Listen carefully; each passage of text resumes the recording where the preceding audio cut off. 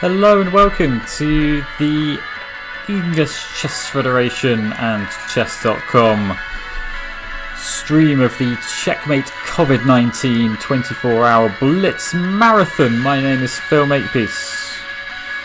I am here on behalf of the Chess Pit podcast. Hope everyone is doing okay.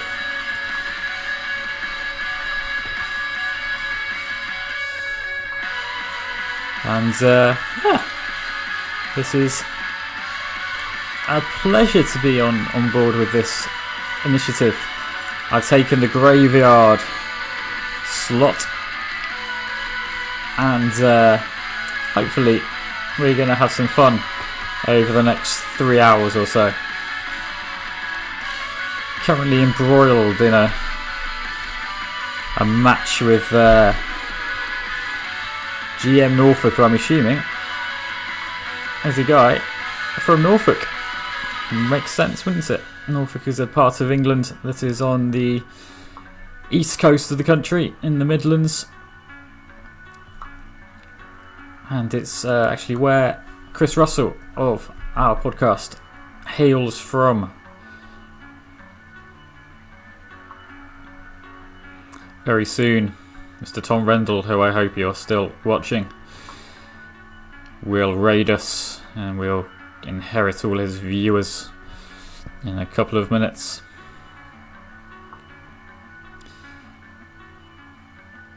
But for now, we will continue to wait. We will continue to be patient, and we'll try to get this show on the road. Suppose I should take this outpost. Bit rude not to.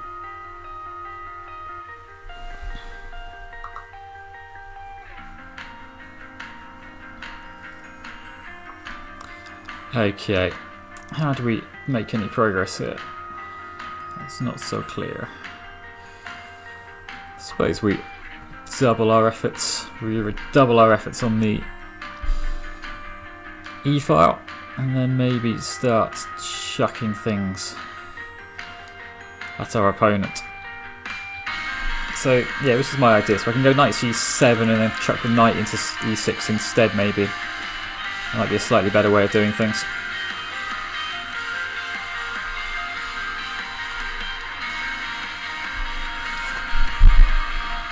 Who knows? Let's see what we can do. I think I probably want to take even more space.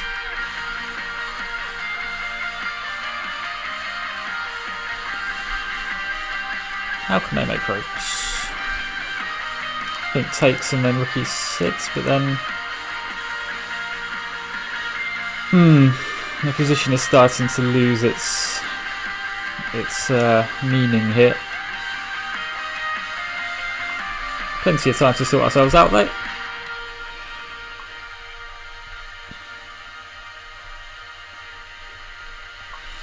Black can't really do an enormous amount while that knight's on e6.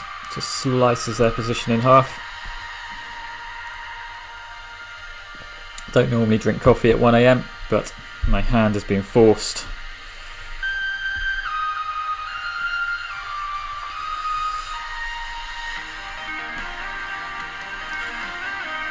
Can I play a6 and I'm really starting to get things going.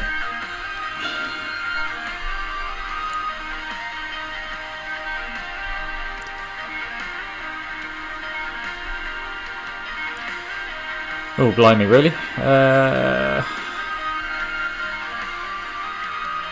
Probably take this one first. And if B takes, I've got the rook. If D takes, then I can take the pawn with the rook instead of the pawn, which I think might be slightly better. Just get that rook on an outpost on e5. And I'm threatening the C pawn as well here. Yeah, we can have that. Starting to make things happen here. Just starting.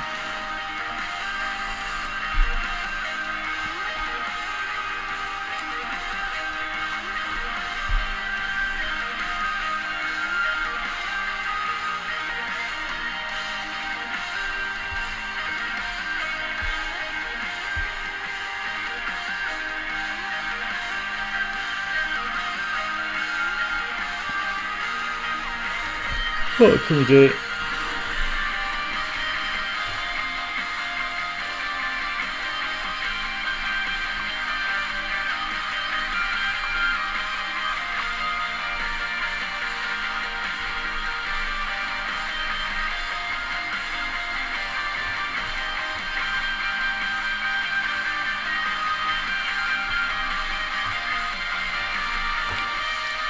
Suppose I'll take this one.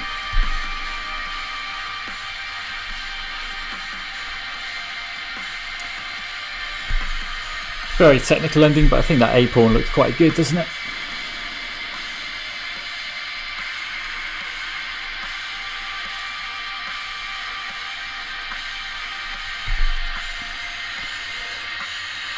I feel like a raid is starting here where we can...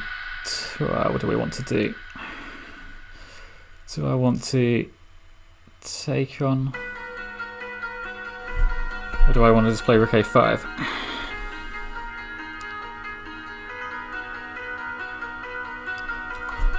Okay, so king d6.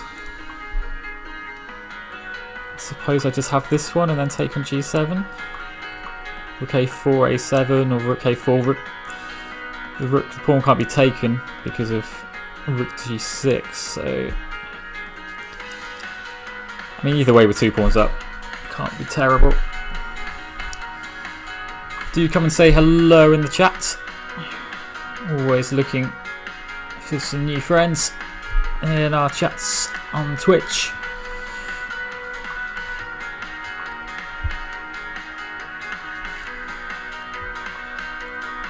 Ooh,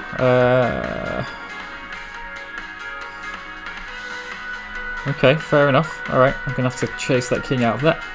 Not got much choice.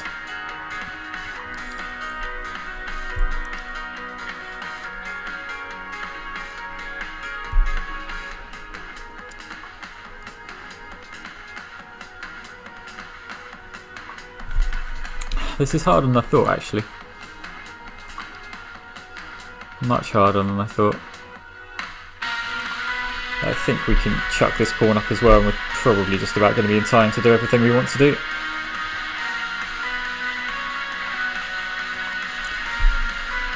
H5, D4, H3. I hope this works. I hope this is good.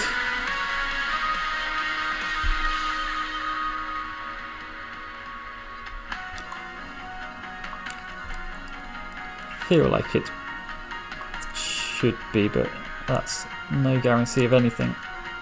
Because G2 and then rook B1, and one of the pawns is promoting.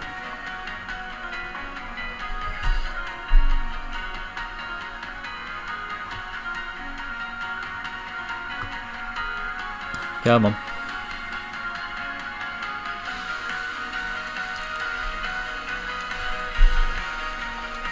Okay, right. Good start. Who have we got? We've got Henrik Stepanyan, who is a very strong player from Birmingham. Right, let's play some stuff against him. Get a Benoni in. I played a Benoni earlier on against Grandmaster Keith Arkle, and it went alright. And then I lost a... what was it? It was Bishop and... I'm trying to remember now. He had Bishop and 2 and I had Knight and 1. And it was... yeah, that was tough. But that's what happens when you're playing Keith Arkle. That's the kind of thing you can expect to have thrown at you.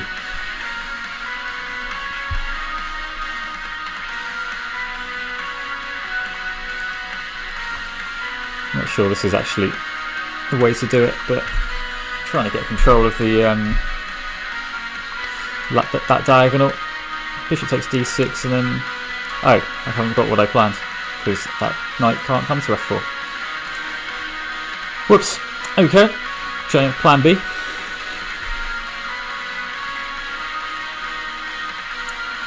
I've got to give up the exchange here. I've got no choice but to do something. Try and make things work on the dark squares here. And my rook isn't exactly going to be an amazing piece after that.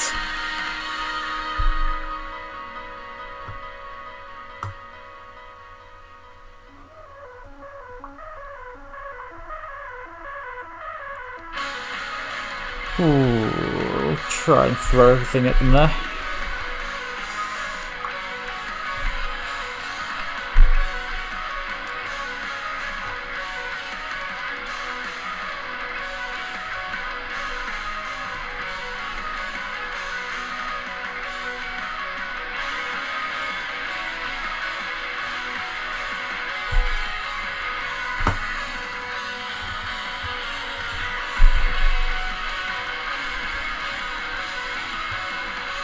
Okay, so I want to get things happening on the dark squares, so we're going to try and take control of all of those, play bishop d7, then maybe get the rook involved and just sort of have a little nibble at the king side. But yeah, we haven't played a great game here.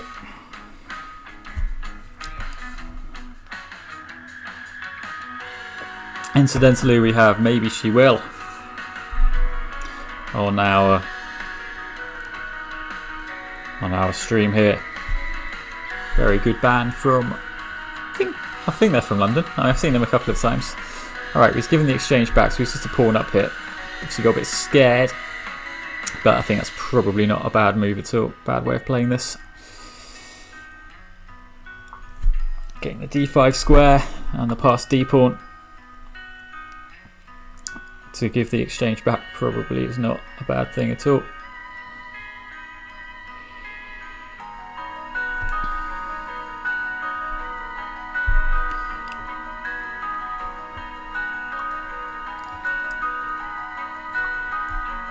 If we can get that central pawn in exchange for these queenside pawns, again, these are ways that we can make.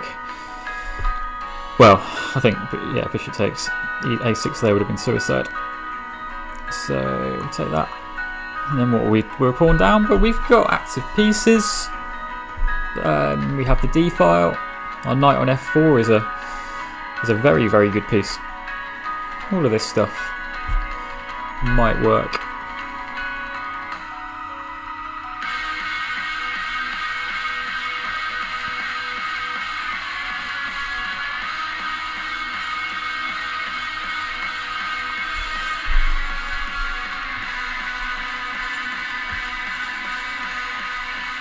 Hope everyone's doing alright. Get involved in the chat.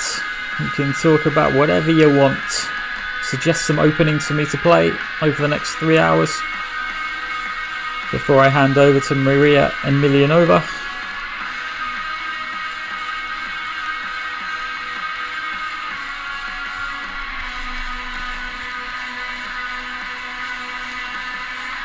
I mean, their knight is good, but starting to gain some space. That pawn on b2 is not looking so happy.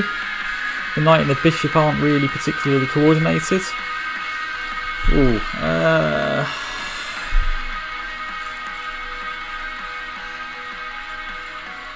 okay. Yeah, fair enough. All right.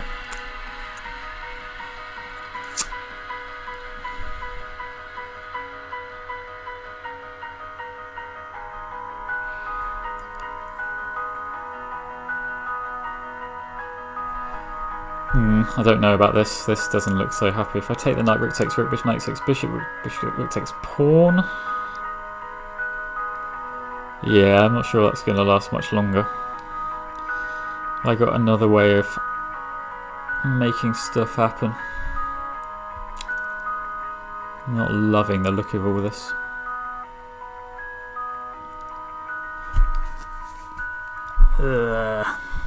That's a good move.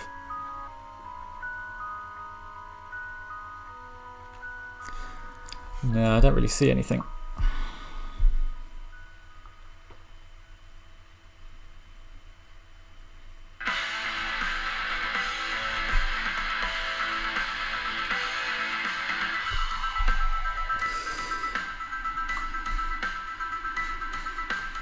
Okay, hello to new viewers.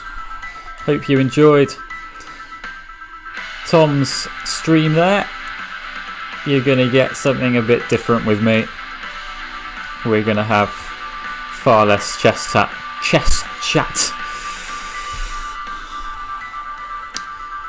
We're going to have a bit more nonsense, I'm afraid. That can't be any good. Knight takes e6 just wins. That might be that. Okay.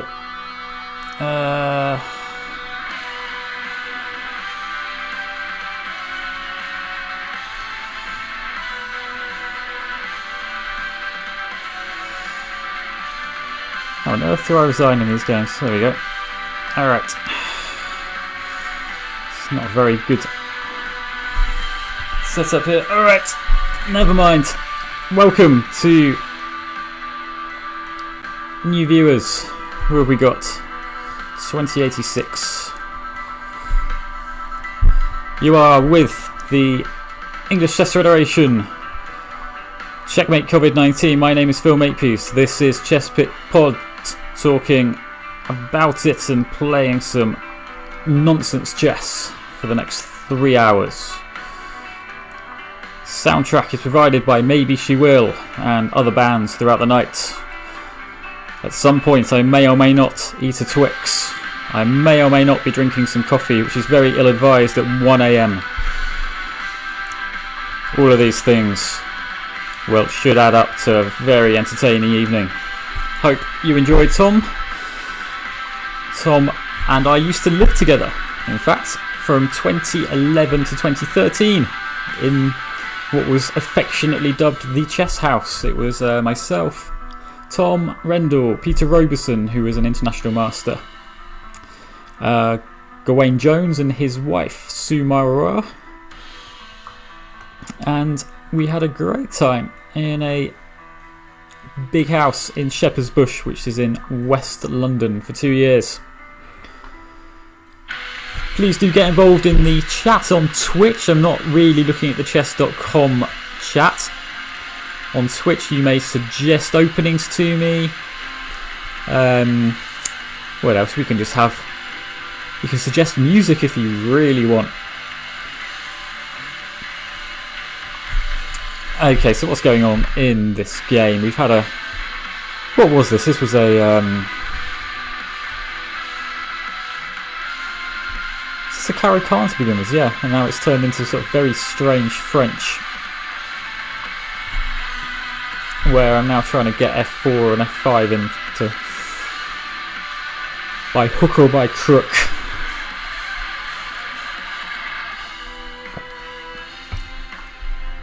As you can see, we've got a little scrolly bar there. That is your link to type in to donate. I'm also, as you can see there, I am donating a 2-hour lesson over Skype to the under 1800 player who raises the most money for the charities involved here.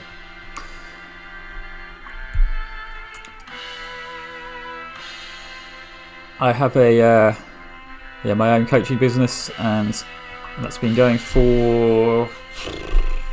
Well, I just applied for a mortgage and I had to put all of this stuff down. I think I said 6.5 years. Yeah, 6.5 years I've been doing chess coaching as a full-time profession.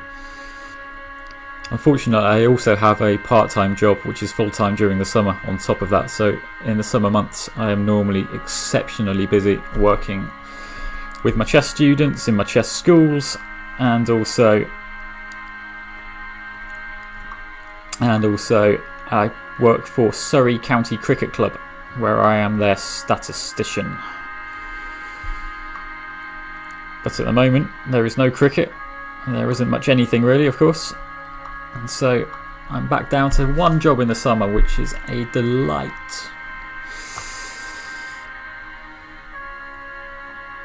Hello to Danny Rosenbaum in the chat on Twitch there. Danny has worked tirelessly to make this event work, and he deserves a lot of credit. Danny, is your reward. You may suggest one opening. Have a go. Right, so we've sacked a piece here for what, 2 pawns, 1 pawn? For some play, I think is the way to phrase it. We've got plenty of play. That king is right in the middle. Our rooks are good.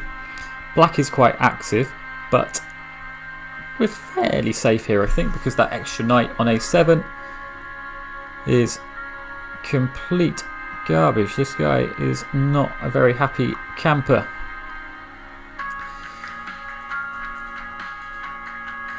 I think we'll have this pawn as well. And then we're looking at a7 and at d5. Black might have to just take on g3 fairly soon, otherwise there might be some kind of forced mate happening. The Benko Gambit. I will play the Benko Gambit if I get the opportunity. I have played it a little bit on streams lately, but not an enormous amount. As you saw, I've been favouring the Benoni style positions over the Benko, but I will play the Benko when next someone plays d4 and c4 against me. I'm sure there'll be an opportunity in these 3 hours.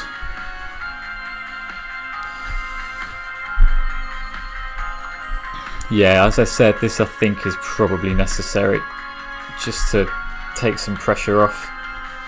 Normally 2 knights against your rook is good, but I think these 2 knights are not very fun pieces. I mean, I'm assuming there's a way through here.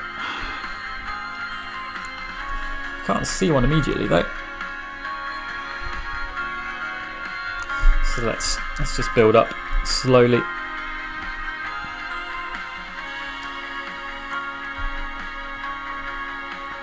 Not sure what the point of that check was. My king's now actually on a better square as a result.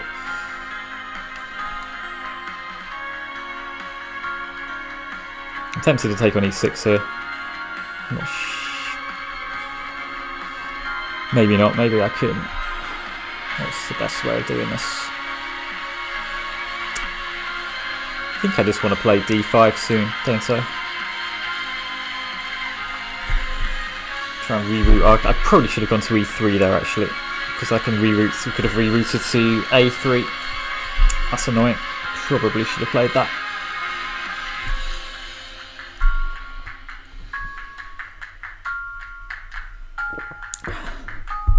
But yeah, Black's still in trouble here, I think. It's just too many squares they're going to have to cover. And I've still got those 2 pawns in the centre really are very active.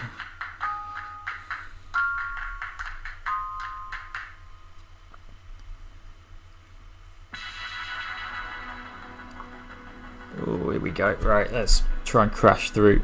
Don't know where that knight's going to go. No. Oh, I see. You can play that. Wow. That was all coming off now then, isn't it? Right, we'll take that one and then play rook e1.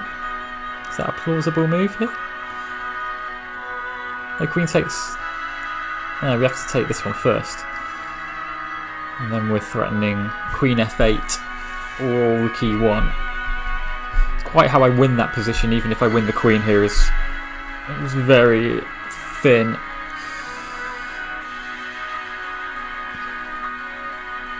Oh blimey!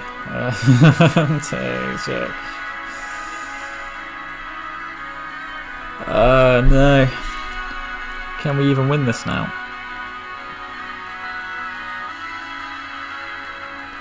Maybe this is a draw.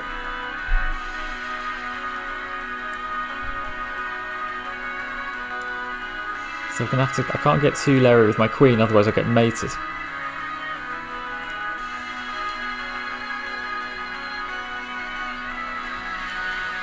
Okay, let's keep trying. Not convinced by this though, at all. At all.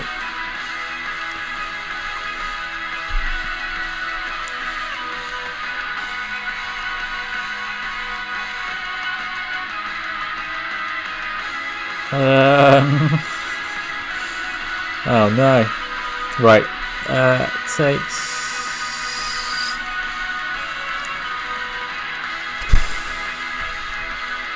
This has gone horribly wrong. Unless I've got some way of masking the rook so that the pin is no longer live. That's my only hope here. I've got to get that king to the g file.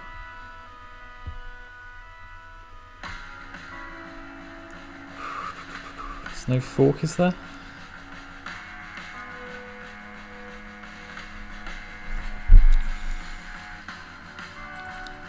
I'm just going to run out of time if I keep this up. Oh, it's a check. Alright. Never mind. So yeah, win that one. Oh, really? Rook h6 was just mate there. Okay. Well played. Well played. Ah, that was annoying. Probably had something there. I mean, I could have taken the draw, but that's not what this is about.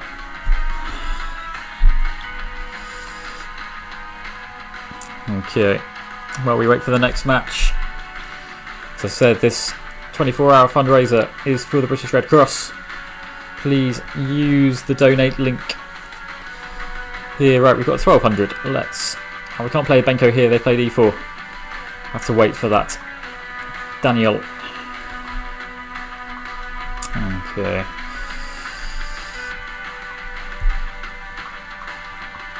So these lines are fairly innocuous. Black can just get some decent queenside expansion, chuck the knights into d7 and c6, play f6 if the bishop ever comes to g5. It's all fairly harmless. That being said, it's fairly harmless for white as well. There isn't an enormous amount that black can do in an attacking sense, though this now starts to look a bit better, I think.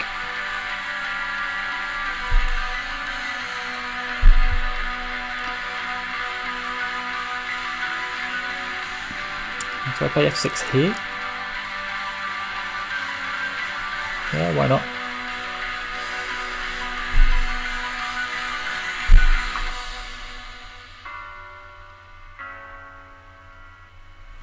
I think that over the next 3 hours I'm going to do my best to play as many different openings as I can, because we are not in this for the rating points. We are here to have some fun, and I'm not particularly exercised by my rating online, so please do suggest things that I can play. Even if it's complete nonsense, I'm sure we could have a go.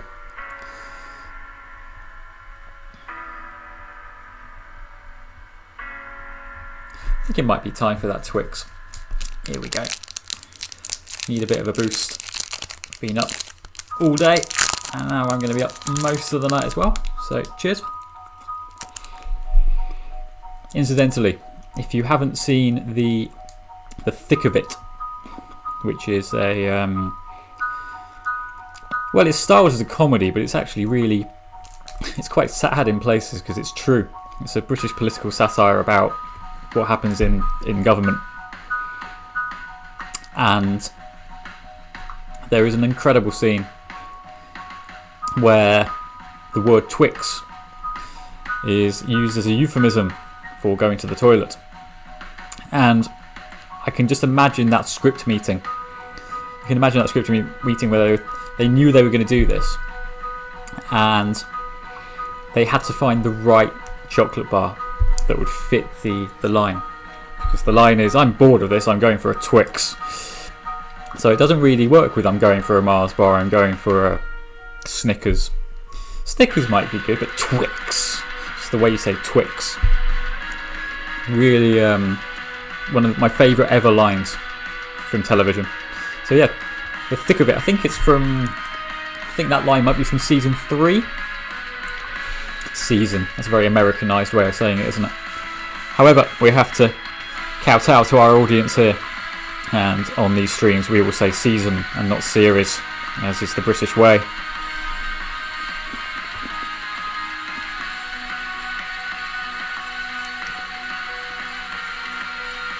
Okay, so what we've got here is good play down the diagonal towards the king there from the queen. My knight on f5 slightly better than his. I've got a good central pawn mass. My king is now largely safe. The open g file should be good for me later, and I think I'm just pretty much just threatening something like well, let's do it. Let's go rook g8, and then e5, e4, knight h4, this kind of stuff, or just doubling rooks as well is probably quite good. Not sure we're hugely worried about. Well, maybe we are. Maybe we have to be.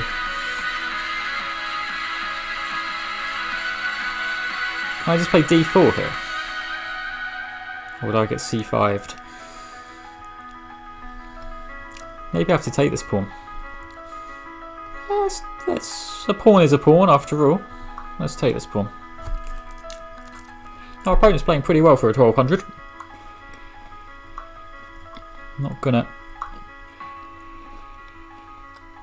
gonna mislead myself over that. White is playing pretty well, but we have a big time advantage, and I think all these pawns, C pawn in particular, now that it's a passed pawn, should be quite decent. I think it's going to be quite hard for white to stop it. Let's shove it up the board. We can use our knight to help support it. Benefit of a knight over a bishop in this instance is that a knight can look at both colour complexes.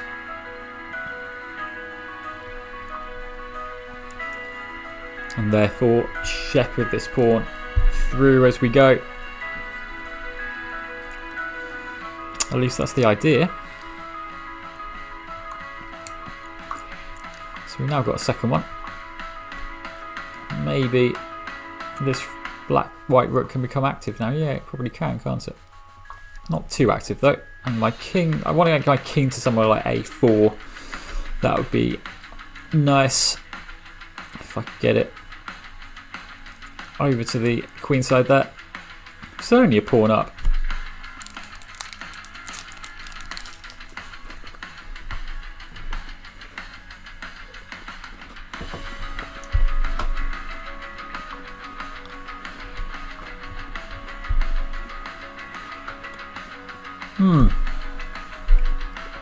Yeah, fair enough. Oh dear.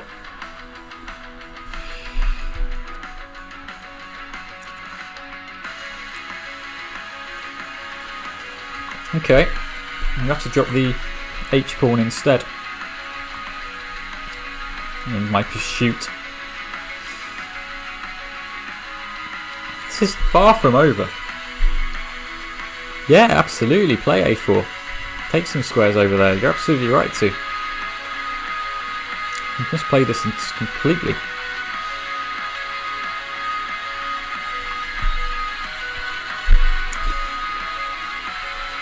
I think is if that rook moves off to h7 now, I can play rook e6 and maybe start h4. Wow. White is playing extremely well for a 1200 hit.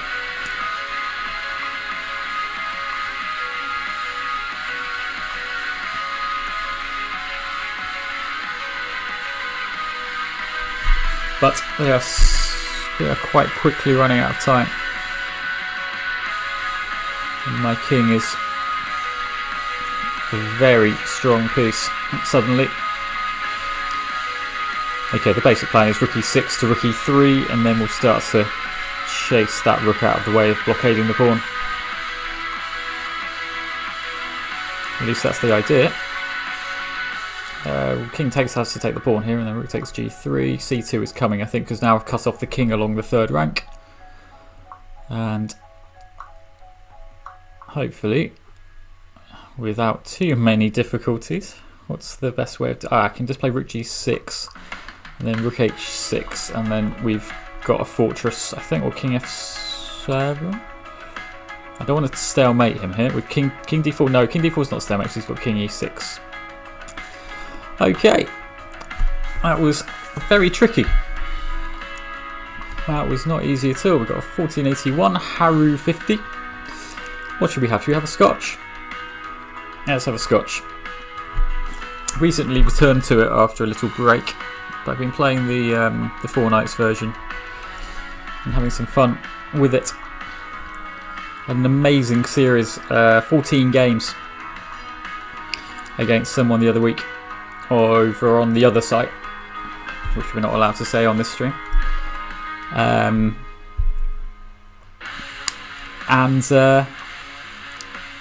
I won it something like 10-4, but it was just this line 7 times, and it was interesting. It was like playing a little World Championship match where you just, you're playing the same guy lots, and proper match play. You just learn the lines. You have little deviations on move 9, 10, 11, and you just learn the opening much quicker.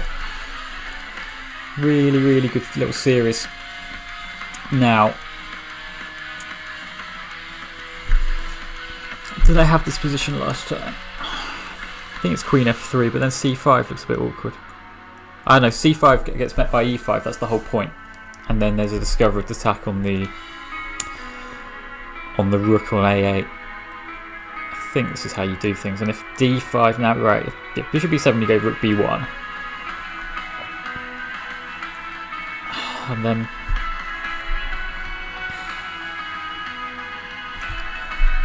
maybe I've still misplayed this, but I think you can C5. You can take that pawn on C5. Hello to new viewers. We are, where are we? Half an hour into 3 hours of nonsense and chess. So any nobler pursuit than the humble chess stream? I'm not sure there is. And I appear to have hamstrung myself into doing it from 1 AM to 4 AM British time. I volunteered, it's fine. I'm not worried. Wow, this is all incredibly technical now. Where does my queen go? Where does my queen go? Not many squares, are there? F4? I suppose F4 makes the most sense.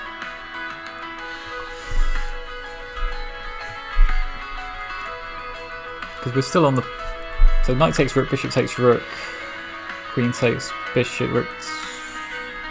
Yeah, we still want a pawn there, but... What you'll find from me, if you've not watched one of my streams before, is that we sail extremely close to the wind, despite allegedly being a decent player. Or half decent.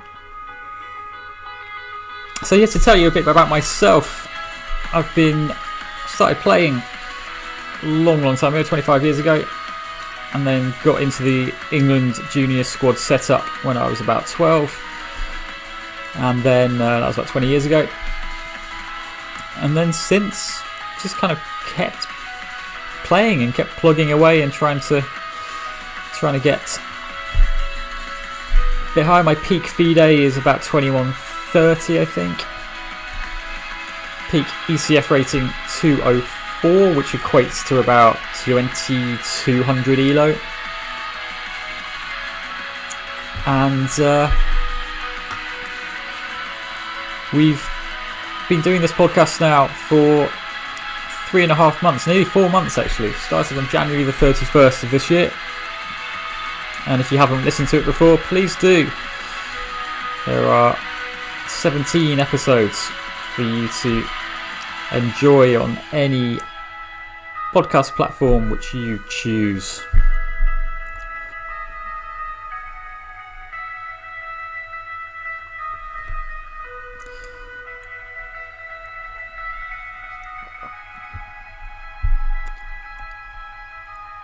In a little bit, I think in about half an hour, we're going to be beamed live around the globe, as Des Lynam would say, on Chess TV, which is a real privilege. Thank you very much to chess.com for facilitating that. Looking forward to it. Oh no, I was about to play Queen takes C7, but then... Ooh, can I just about get away with it? I think I just about can. After Rook C6 and then Bishop takes D5. and then the rook and the queen are interdependent, and it probably isn't going to go very well. Okay, so we've won a second pawn. I suppose it would be rude not to start shoving this a pawn up the board once we've got a king safe on something like h1. h1 feels safe. Can't see a whole lot. The black can... oh, maybe they can. No, surely not. Surely there's too... it's going to take too much for a rook and a queen to both get down onto threatening squares. Particularly given the d-file is shut, it's going to be very hard for black to do that. Okay. I really want to swap some pieces here. It's not easy.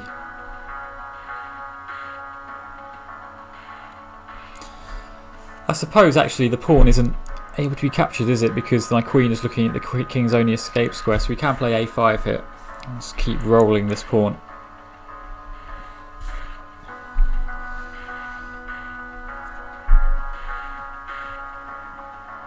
Okay, so he's dealt with that one, and then we'll chuck it behind.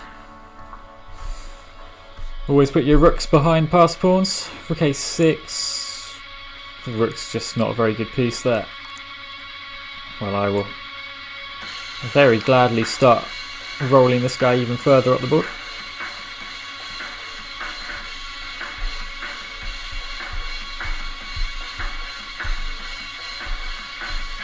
I was originally going to be doing 4 AM till 8 AM on this 24-hour stream business malarkey, but I switched for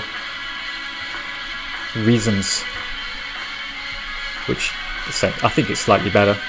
I think he'd rather just go to bed late than get up early, or maybe that's just me. Maybe I just have no discipline.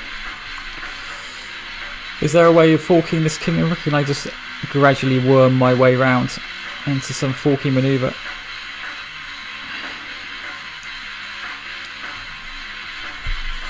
Well, it's the best way of playing this.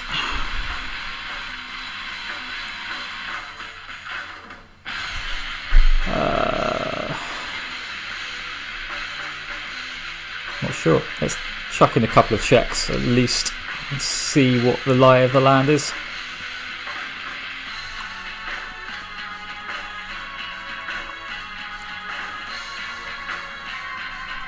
What do I want? No idea what I want to happen here. Do I just play rook a8? Is this? I think the threat of rook e7 at some point is going to be worse than the threat is going to be greater than the execution here, I suspect.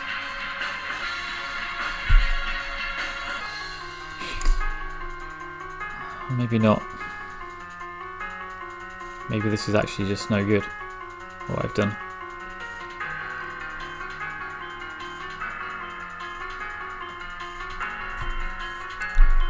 I mean, the threat is still there, I just don't know how I use it, because unless I can play rook e8, it's no good, it just doesn't do anything.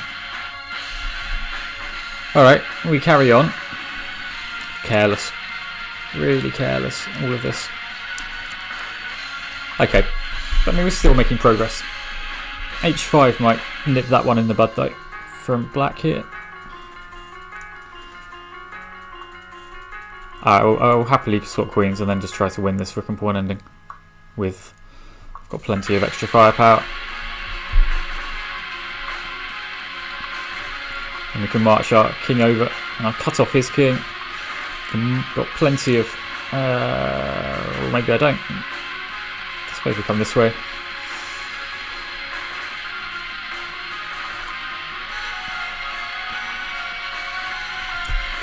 Got king's cut off, but equally my king isn't so thrilled with life, is it? I think if I had a bit less time I'd be struggling to prove that I'm winning this.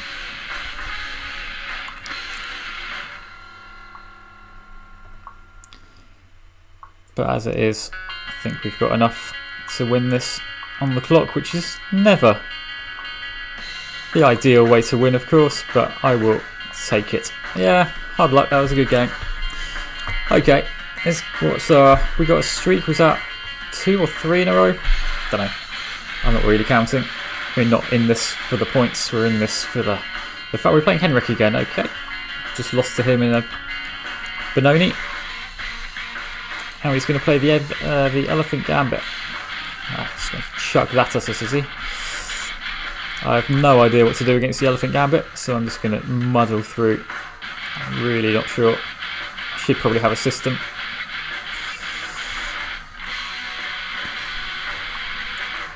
Bishop d6, and then what? Am I just in trouble here already? Maybe I am just in trouble here.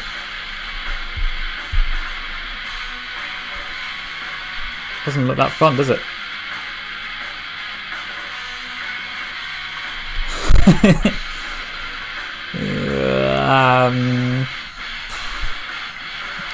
Maybe I can just about get away with stuff after f4. This is very sketchy. The Elephant Gambit is a really decent weapon. I remember seeing an article in Chess Magazine. Hello to Kevin McCarthy in the chat, by the way.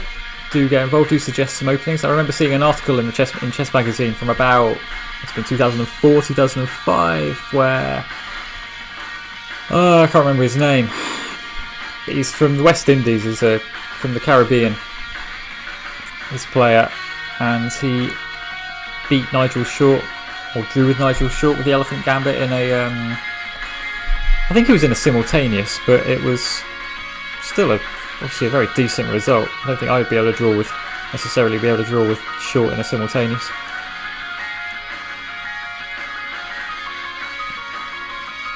I just want to clear all these pieces out of the way, don't I? Let's try to make our king a bit happier. Our knight on c3 is covering a lot of the light squares that we need.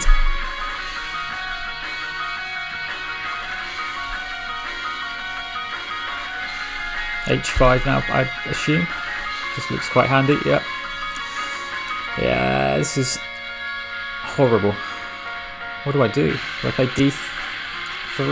Yeah, no, I can't. I probably can play d3 actually. d3, e3. Maybe. Maybe not. It's very hard to tell.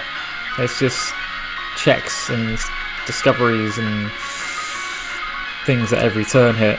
I'm relying on the opening up the e-file being bad for him. Yeah, so e3, this is my idea here, is to take this and then play bishop f3. Threatening bishop takes e3. And possibly even thinking about knight e4 to start stodging everything up in the centre.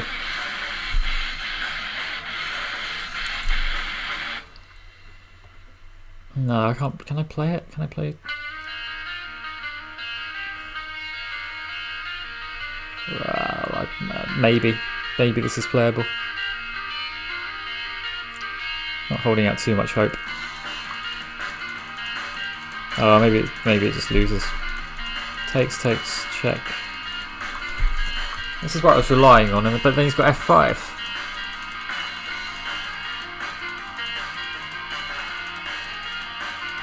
This is rotten, isn't it? This is complete. This is hopeless, I think.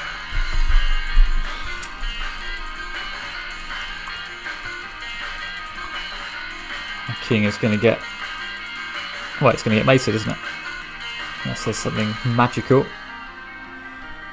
What's the material? Knight down for... too much.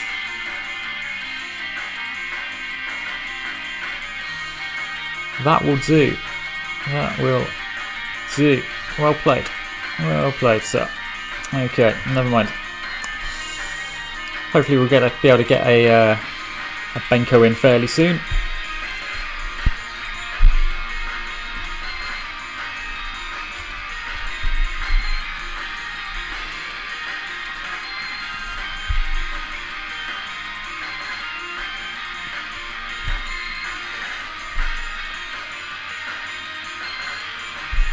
Coming up after me at 4 a.m. is Maria Emilianova, or Photo Chess as she is better known. Maria is a women's FIDE master and a brilliant photographer. Right, we can have a Spenko. Excellent. Good news. Oh no, we can't have a Benko. I didn't play d5. Can I play b5 anyway? Is that completely stupid? Should we try? I have absolutely no idea. Let's try it anyway. We'll shoehorn a Benko in. By crook, he's not going to take it. Alright, maybe we'll just... we've got b5 in. Now I need to work out what I want to do next, because I think we played d5, don't we? And we make it like a... well, it's a very weird... it's almost like a Panov Botvinnik, except that I've already played b5. Very strange. This is complete nonsense, but that's what we're here for. Have some fun.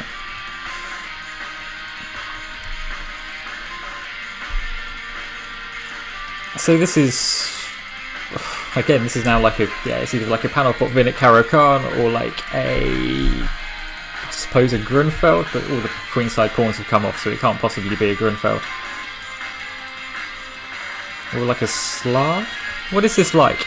What does this pawn structure resemble? Really don't know.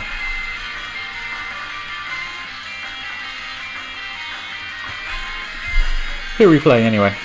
It's 1506 from Britain, who has a coffee cup by his name. I have no idea what that means.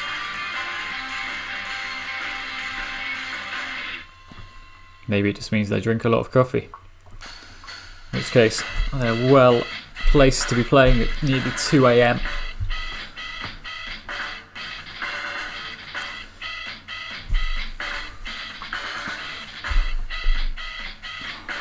What it would be nice to do, let's get some pledges going in the chat.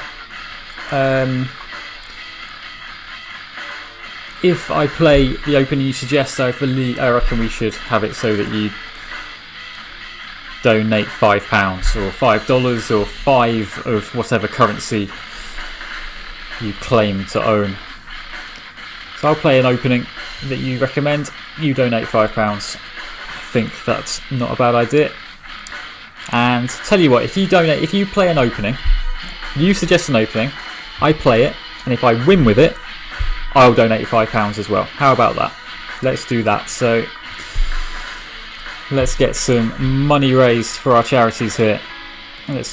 That number in the bottom right hand corner, I will refresh that as we go. Maybe I'll do that after the next game. If you stay awake all 24 hours, Kevin, I will probably not be awake to see it. So I don't know. I feel like we need some proof of that. Quite some trouble here, I think. These knights are pretty good. Can I keep building up on that? Maybe I can't keep building up though. I feel like d4 is just gonna fall off at some point though. And now, to make it fair, I will, if I win this game, I'll put £5 towards it as well. Given this was an opening suggestion from our friend, I mean, it looks like I'm going to win this, doesn't it? Take the queen.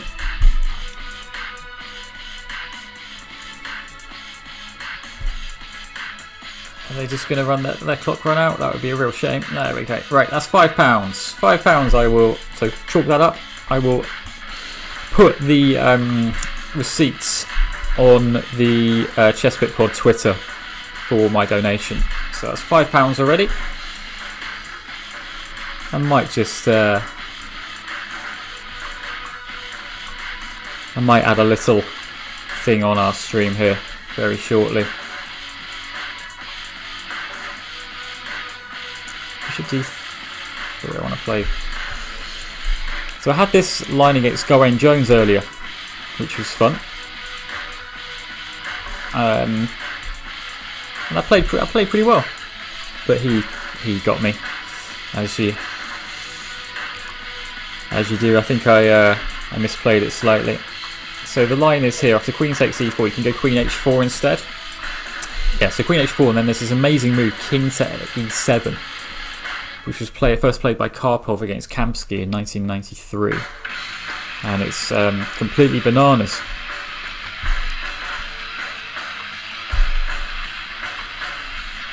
And yeah, Karpov had this incredible win at Dortmund in 1993 with this move king e7 in the Caro-Kann. Just extraordinary.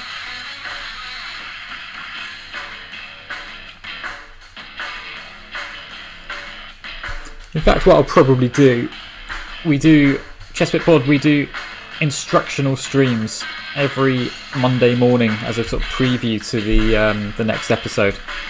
What I will do is I will do an analysis, go through that game, the Kamsky-Karpov game from 1993 with that move in. So keep an eye out for that. We'll be doing it you normally do it just before lunch on a Monday. And then we record the episode on a Tuesday night, and it comes out on the Thursday. So these lines are, I'm not sure this is particularly amazing for black, but if you can extricate your knight somehow, you tend to be doing okay.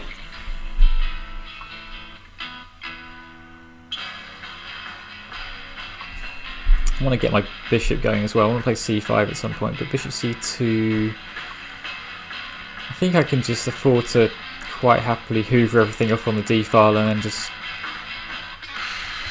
try to outplay, because I'm not sure the bishop pair is such an incredible asset here.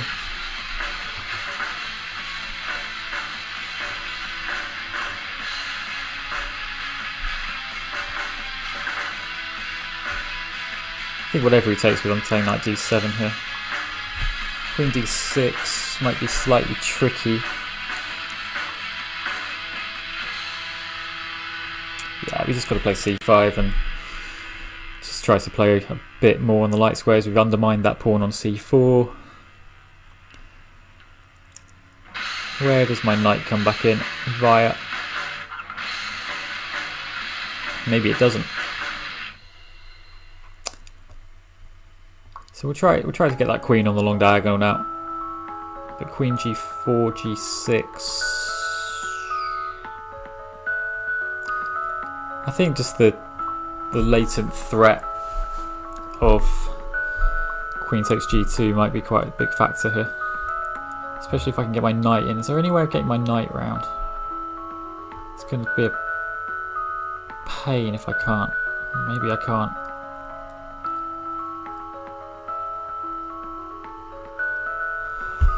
I'm going to have to try and swap queens, aren't I? Otherwise a5, a6 is just extremely painful. We've still got a decent chance of things happening here. Right, do I want to take with the knight, or is there any route for my knight still? Well, you should be trying to get an active king in these endgames. Whether there's actually any chance of me doing something here is incredibly thin. I've got to try and disrupt these pawns, otherwise I have no chance. They should take en passant here, yeah. But now I can get a past d pawn, I think. I'm aiming for e5.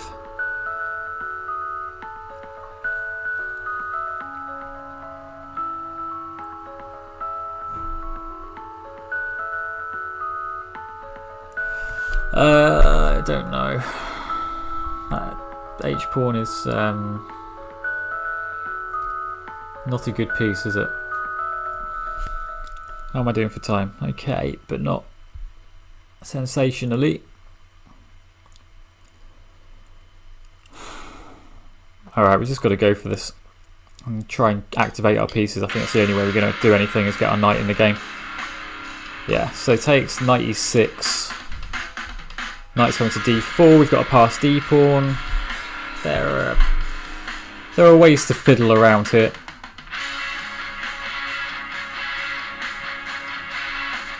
The h pawn will probably start chucking itself with wild abandon down the board, but my bishop on a8 obviously has no squares at the moment, but it might yet come into the game. It definitely can come into the game now. Okay, I think that was a mistake.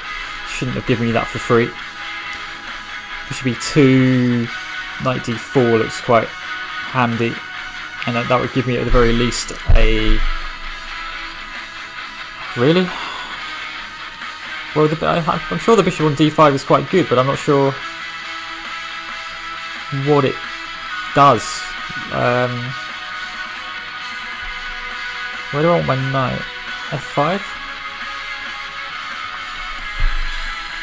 Because the bishop's now tied to the diagonal. It probably doesn't necessarily want to even... Unless he's got bishop takes c5 here and I've just missed this entire... He does. Wow. Okay, so bishop takes c4. Oh dear. Okay. Well played. No, that's good attacking play. And I've just fallen into that one, haven't I? No. I think this is almost resignable. Oh dear.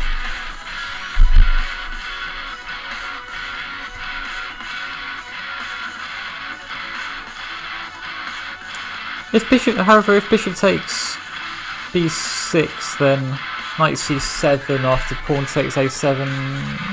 Yes. Okay, this isn't over actually. This isn't over. So I take on c4. Alright, maybe I gave up a bit early there.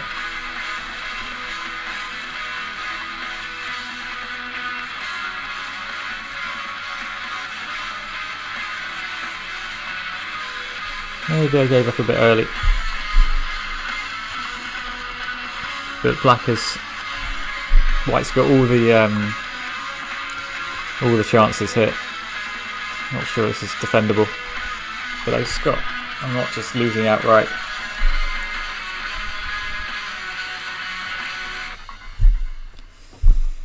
The advantage I have is that all my non-bishop pieces are on dark squares, so if I can just keep moving my bishop, I might have a chance. Because if bishop f5, now e4 starts to become a thing. But then if I play e4, my pawn's on a light square, and I'm going to run out of time as well, aren't I?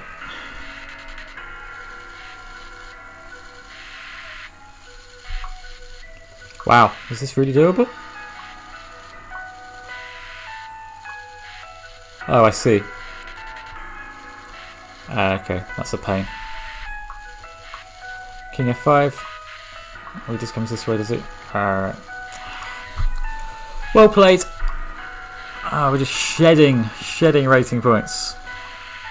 Please recommend more, suggest more openings.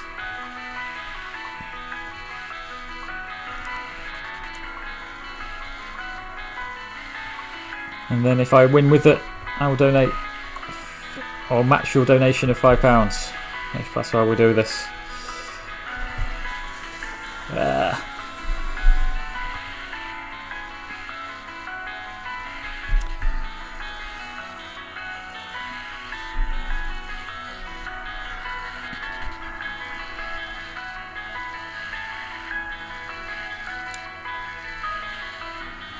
Should we add that now? Let's just... Okay, here we got Korchnoi. We've got Korchnoi. Rated 994. And we have a London system. I'm not sure Korchnoi would have played the London system. I think that is... that's not something he would have entertained.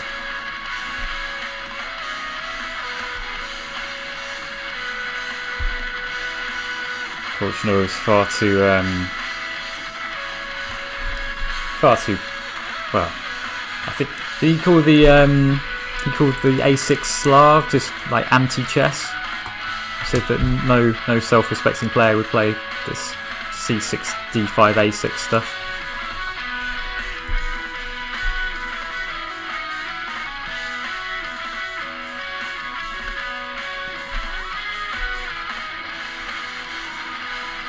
Hope everyone's lockdown is okay. Welcome to the stream. I think we've just welcomed Chess TV viewers. My name is Phil Makepeace, and I am the nominated player for this half hour, for this 3-hour slot between 1 and 4 AM British time. And I am still just about awake. Played for a few hours today. And if you can probably tell by the quality of my play, I am doing my best to try to keep things going. Am I out of coffee? I've still got a bit.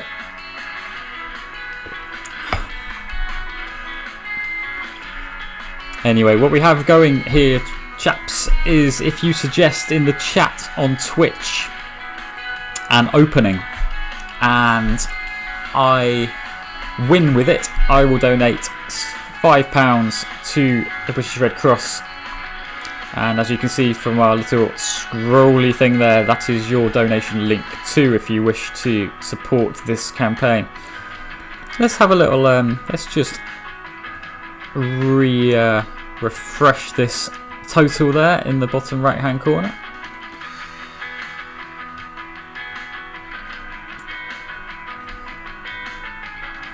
Still there? Okay. Hasn't gone up too much then.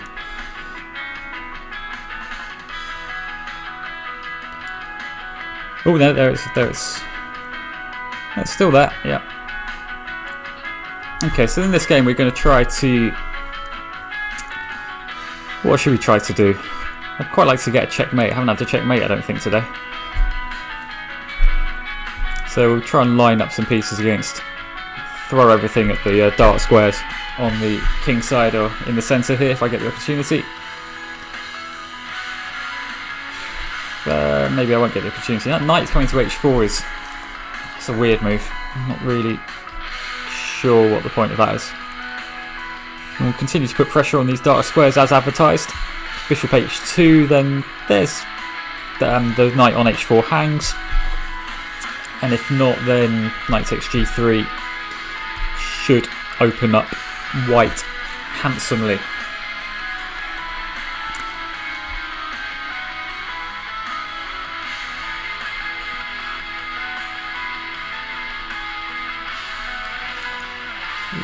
Yeah, we'll do that, and then we can take on e3. Don't think I'm missing anything with that bishop on d3. So yeah, now we've got now we've stopped white from castling on either side. That bishop is looking at both of the squares the king would want to go to, which is never a bad thing. Oh my goodness, things are coming off. Right. I'm imagining this is just a sort of a throw of the dice here. But likewise, I don't particularly want to be hornswoggled. Don't think I'm missing anything, am I? I just put my king on a dark square, that should sort most things out.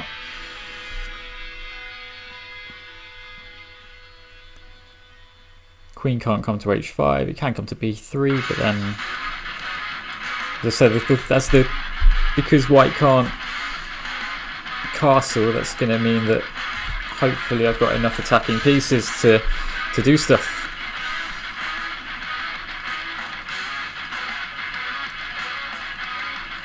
Okay, fair enough.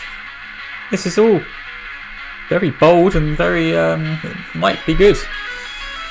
But I think we can nip most of this stuff in the bud here by trying to swap queens.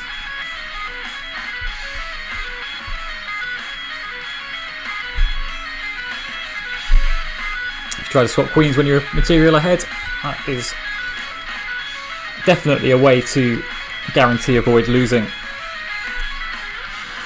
Welcome to new viewers on Chess TV. You are with the Chess Pit podcast, doing a stream of the Checkmate Covid blitz challenge. This is all quite hairy now, actually, isn't it? Am I just missing something? Something simple that would just take the sting out of everything. Rook f8. Queen e6, check king h8 looks okay.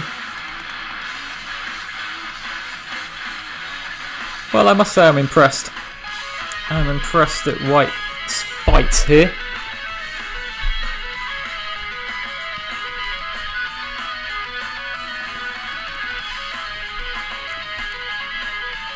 Very impressed.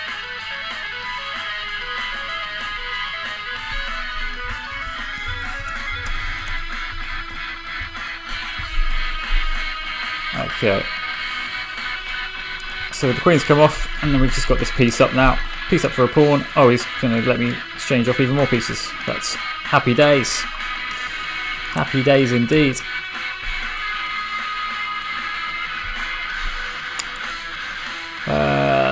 What's our plan here to get the rest of this stuff consolidated? Maybe we just create a pass d pawn. That might not be the worst thing.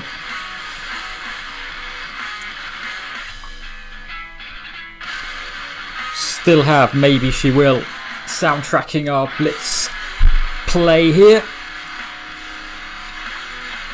The regular viewers of the streams I do will know I favour a bit of a bit heavier kind of metal and instrumental post rock to soundtrack my play.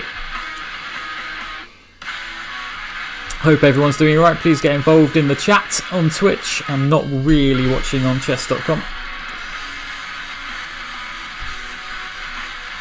I think White is in big danger of just running out of time here as well.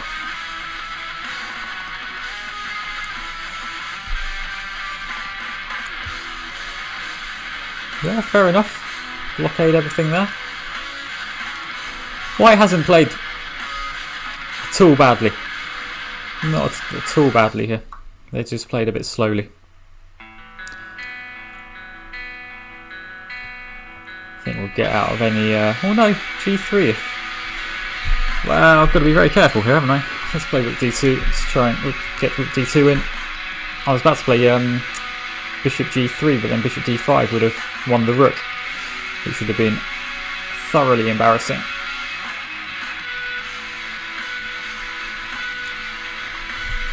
Okay.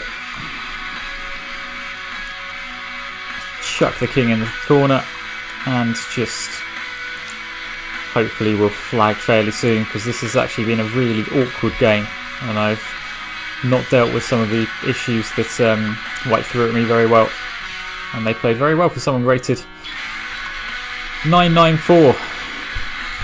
Okay, let's keep going. The con man. Oh dear. We're playing a con man, chaps. This could go horribly wrong. We're only conceding 500 racing points.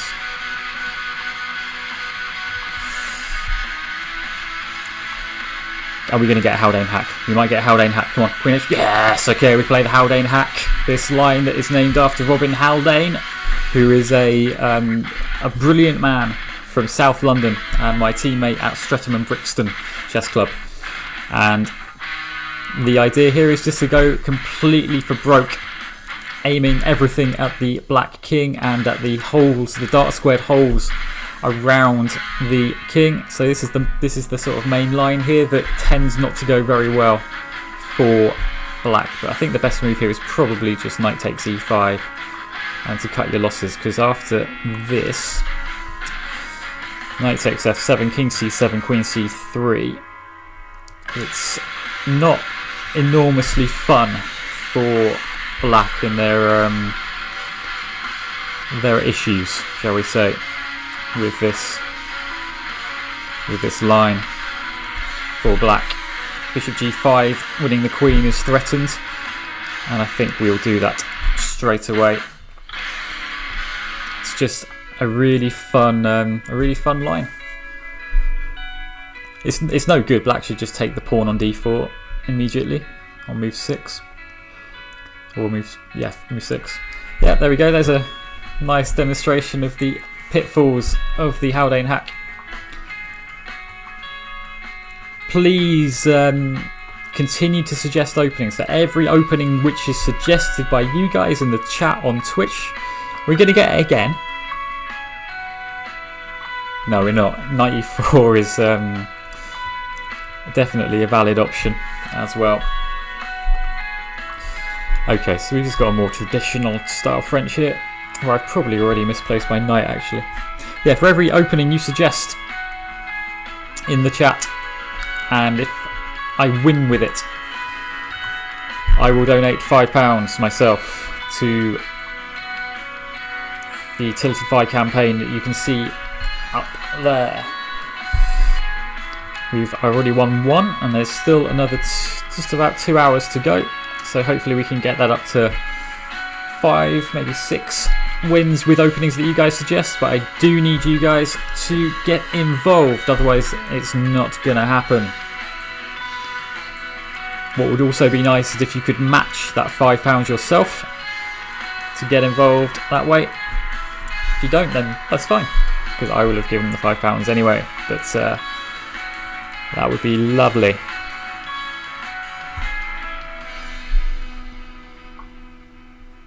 Please also suggest music. I mean, I'm just entertaining myself here, but it's you guys who matter the most.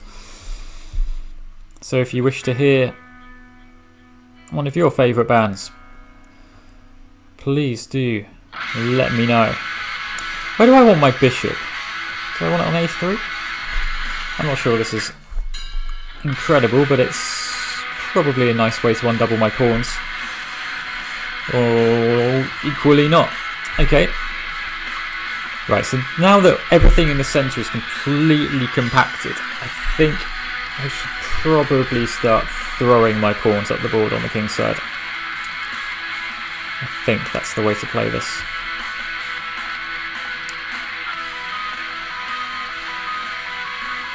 But how? Do I play g4 straight away? Or do I want to play knight h2 or knight h4?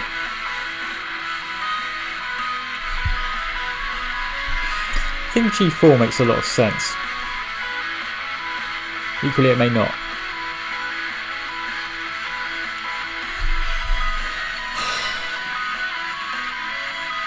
No, we'll go knight h4 and then try to play f, so we can play f4 immediately.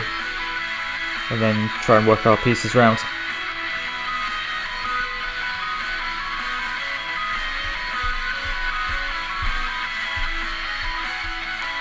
Yeah, so black's doing the right thing and going with the direction of that massive pawn chain from f7 through to c4.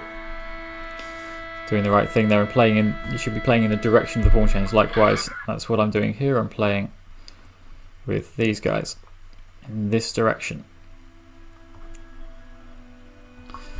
But we can take advantage of the fact that the f pawn is just weakened g6 and e6 squares. Hello to Knight Tour 86 on the chat. Please suggest an opening. If I play it and I win with it, I will donate £5 to the fund.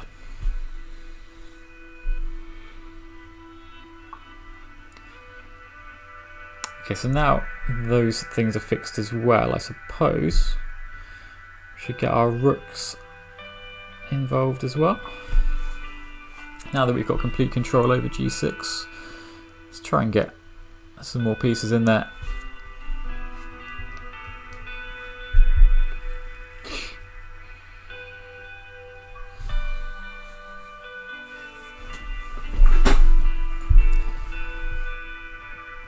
Hope everyone's lockdown is going okay. I don't know where you are in the world, but Great Britain is still allegedly under lockdown, despite the person who's essentially running the country, the government's chief advisor, has just got into trouble for allegedly breaking lockdown 2 or 3 times, and not just like going around the corner. Apparently he travelled about 270 miles to visit his family.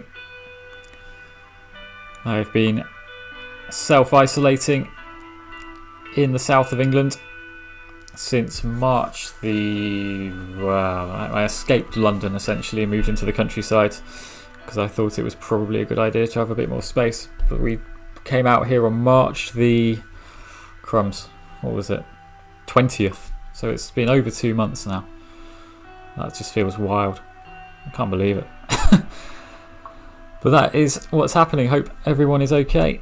Please let me know where you are in the chat as well, and we can have a little discussion about COVID-19 measures, which is still relevant everywhere, but particularly in Britain at the moment. There's been tens of thousands of deaths, and our health service has been overwhelmed at times by it, which is why we are here. We are here to try to help with that, to try to get some cash to these charities that can help people feel more comfortable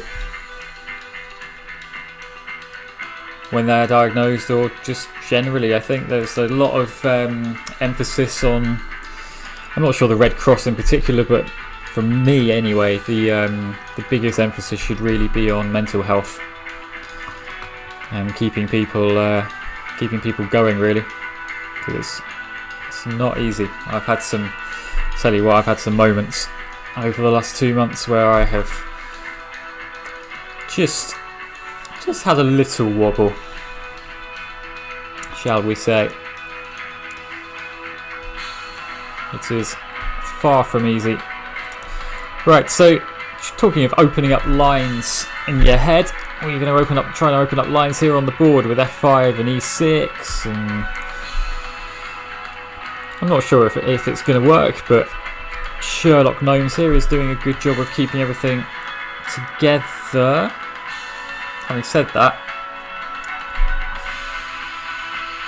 maybe E6 is coming here.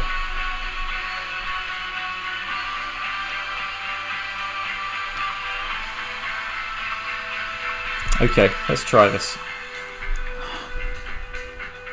And then Queen F6? Or do we want to play Rookie? Maybe it's actually no good. We'll try Queen F6. Queen E7 takes...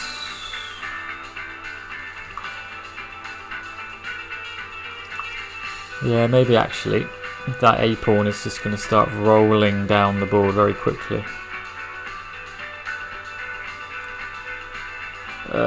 Crumbs.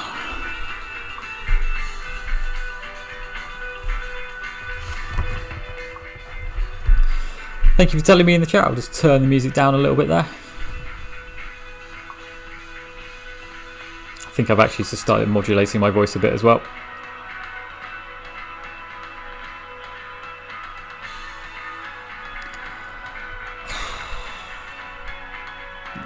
This looks pretty hopeless, actually. We'll keep plugging away. I'm not sure how I can stop the queens coming off. I think the answer is that I can't. Oh, Queen H3 was just mate there. That was pretty clumsy.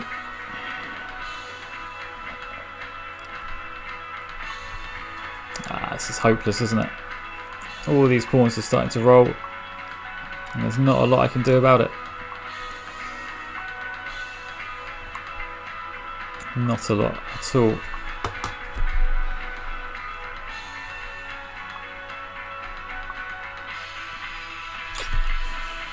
Oh no.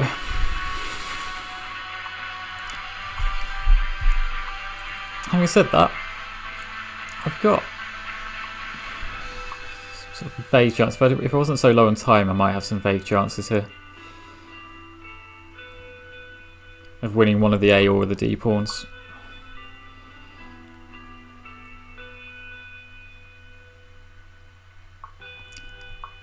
Wow.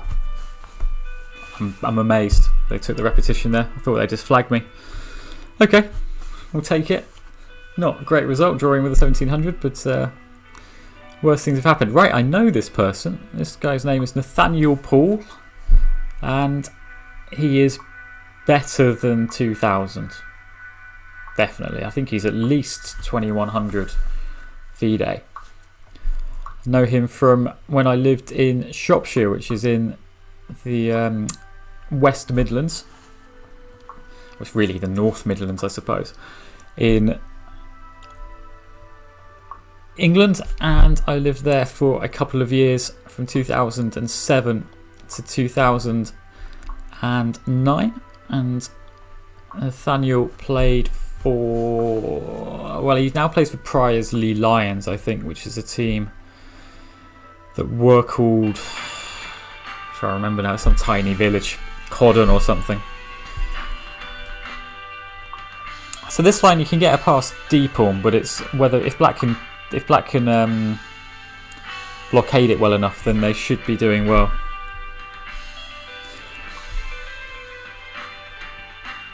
Okay, so I've had a suggestion for a next way that we can meet the Sicilian from our friend Molokai818. E4, c5, knight f3, and then bishop d3. Alright, if I manage to get that in and I win with it, £5 more will go to charity. So this passed d-pawn is an asset, of course, but black has decent play, particularly on the king side. Those bishops are looking a long way. Normally what has to happen is that you sacrifice the exchange at some point to try to just clear some air. b6. Wow. Well, I've got bishop b5, and then maybe bishop e4 would be quite good for black. So maybe let's not. The idea of b6, of course, is to stop bishop c5.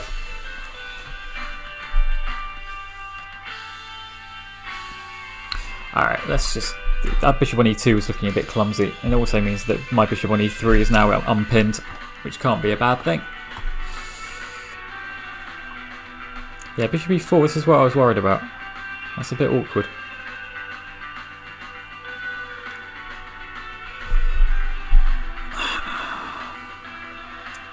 Alright, we've got a nice little trick, I think. If bishop takes f3, then bishop takes f7. Is that any good? Or is black going to... Black's not going to get a mate threat in, I don't think. King takes f7, d6 check wins the bishop on c7 and gives me a pretty big advantage. So if we just take the bishop, then we're... Queen d6. Oh, well, I am rook up, but I have... do I want to take on g6 first, just to stop any of that nonsense? Because knight h4 might be a bit awkward. No, because then bishop takes d5. I think I need to take this first, and then if knight h4... Well, now I've got rook takes c7 in hand, where I can just end up a piece up. I think that's the most sensible way to play. Just take the sting out of it completely. And now black is running out of pieces with which to do anything. So knight h4, which threatens... Yeah, so that threatens stuff. Whether it's actually any good, I don't know.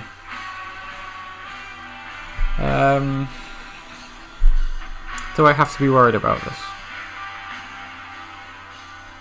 Or do I just play f4 and say what next? I think I can probably play f4 and say what next, but yeah, black's fighting here, which a player as strong as Nat, I would not expect him to be giving up here, but I think we are just a piece up, a piece and a pawn, a piece and a passed pawn. And I've got two bishops, so I've got both colours happily under control. If I play rook c1, then queen g7 might be a bit awkward, so maybe queen c3 is the better way to try to swap things off, and then pawn takes pawn. Or is that completely ludicrous? I don't think it can be ludicrous. I think this is probably quite good. And I'm threatening queen takes f6. If knight f3, then my king is probably very happy on h1. And I've just got control of pretty much everything. Do I just want to play king h1?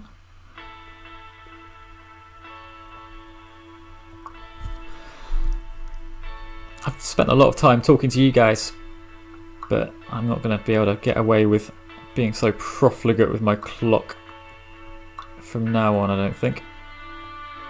Not one I think I could afford to here because I had such a good position.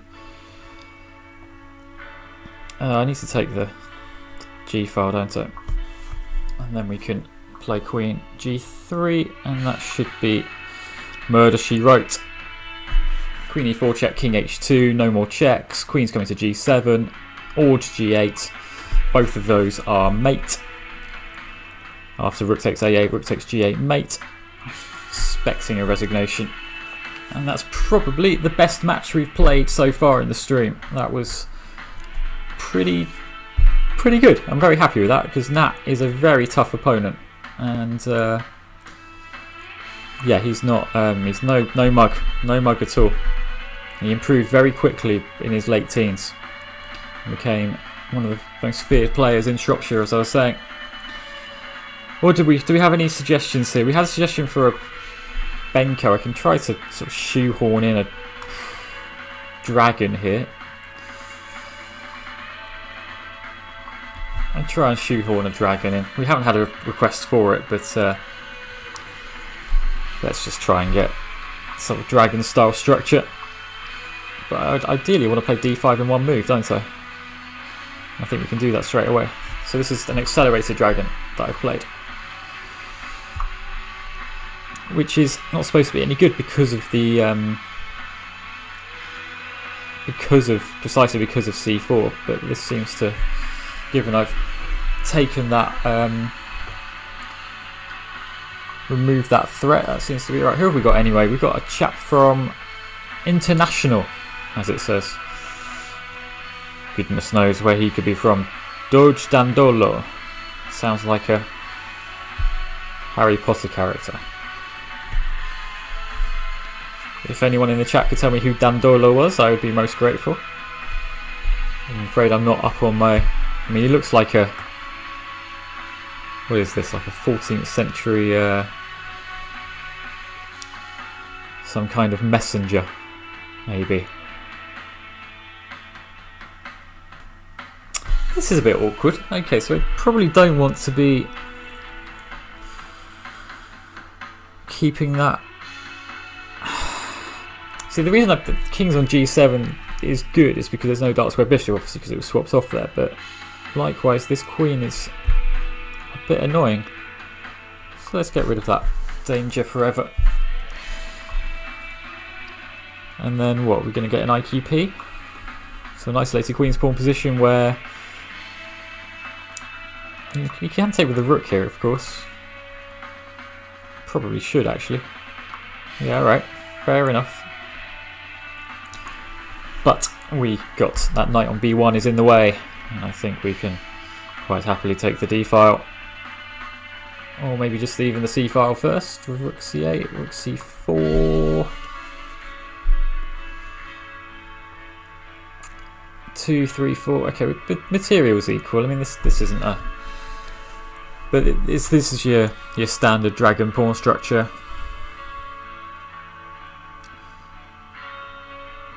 Where, yeah, black just... I've managed to get a... Well, it's not standard dragon pawn structure at all, is it? That's a complete lie. That bishop normally goes to e6, but there are lines where it can go to... other squares. Where do I want my queen? Do I want to just chuck it back onto b8 and let things happen? I think that might not be too... That might be the way to go. Just get it somewhere safe. It's not going to be attacked there. It's very, very safe.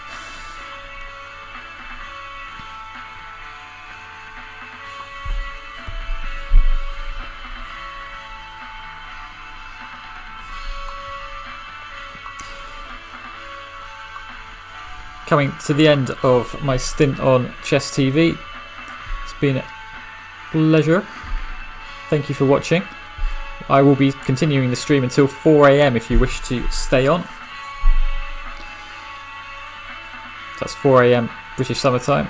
So we've been going, we're halfway through exactly. So we've been going for an hour and a half. There is 1 hour and a half left.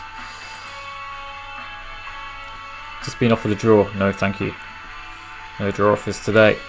Well, you can offer the draw, but I'm not going to take it. We're here to play.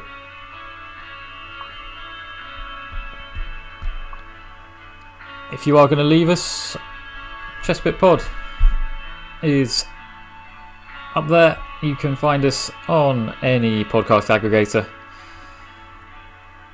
Apple, Spotify, Google, all of these. Please give us a go. I've no idea what to play. This is not an easy position. Where do I want my knight? My knight is probably on its best square, that's the issue. Maybe I need to start playing against these pawns on the queen side to make something happen.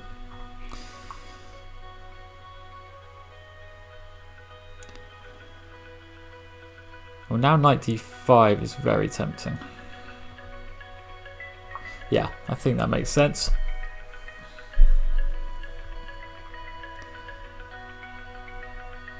Just if the queens come off, then my king is fine, so I can really start manoeuvring pieces away from my king's side. Dandolo was the 41st Doge of Venice. Okay. Lived from 1192. I was wrong. I said 14th century. It's the 12th. Goodness. And he's from 1192 until his death. So he's been going for 800 years. Good for him. 828 years since he became the Doge, and he's still going strong here, as you can see, playing very decent chess. Yes, maybe this is an issue now. Maybe I'm not so fussed about the pawn on a6, but I don't think this is completely ideal, is it? He is known for his role in the... He's remembered for his longevity. Well, yeah, absolutely. If he's born in... If he was born in about 1150, then absolutely. He's doing very well for himself. Okay, so we've managed to liquidate the queen side here. So if I can just stop being mated, I might be alright, but a little bit low on sight.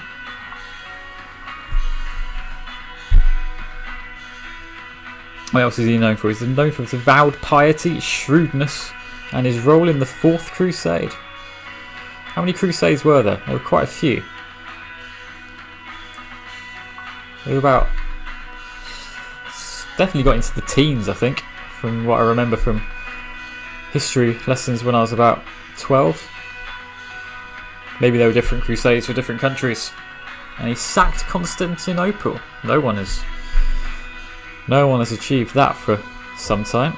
You don't sack anything anymore. Do I just have knight takes e3 with the rook on c1 not feeling very happy? Or has he got rook b1? Maybe I've walked into... Maybe the trapper becomes the trappee. No, rook b1, I've got knight. Rook d1 check, and then just about alright, I think. I mean, that was my initial plan, and I completely forgot it, talking about Constantinople, which of course is now Istanbul. Loved Istanbul. I went there when chess story. I went to Istanbul to basically find myself after a very stressful period in my life. And, I don't want my queen. And just fell in love with the city and actually decided that trip to become a full-time chess coach. So I just spent 2 weeks in Malta playing in the Malta Open, where I did pretty well. I got 6 or 6.5, 6 I think out of 9. And then went to Istanbul for another week afterwards and just loved it, and yeah, made some pretty big decisions in my life on that trip. and I have not stopped being a chess coach since. Incidentally, if you are enjoying the style of my commentary and you wish to have some lessons, my company is Make Peace with Chess. You can see it down there, and yeah, we offer structured coaching to whomever wishes to have it.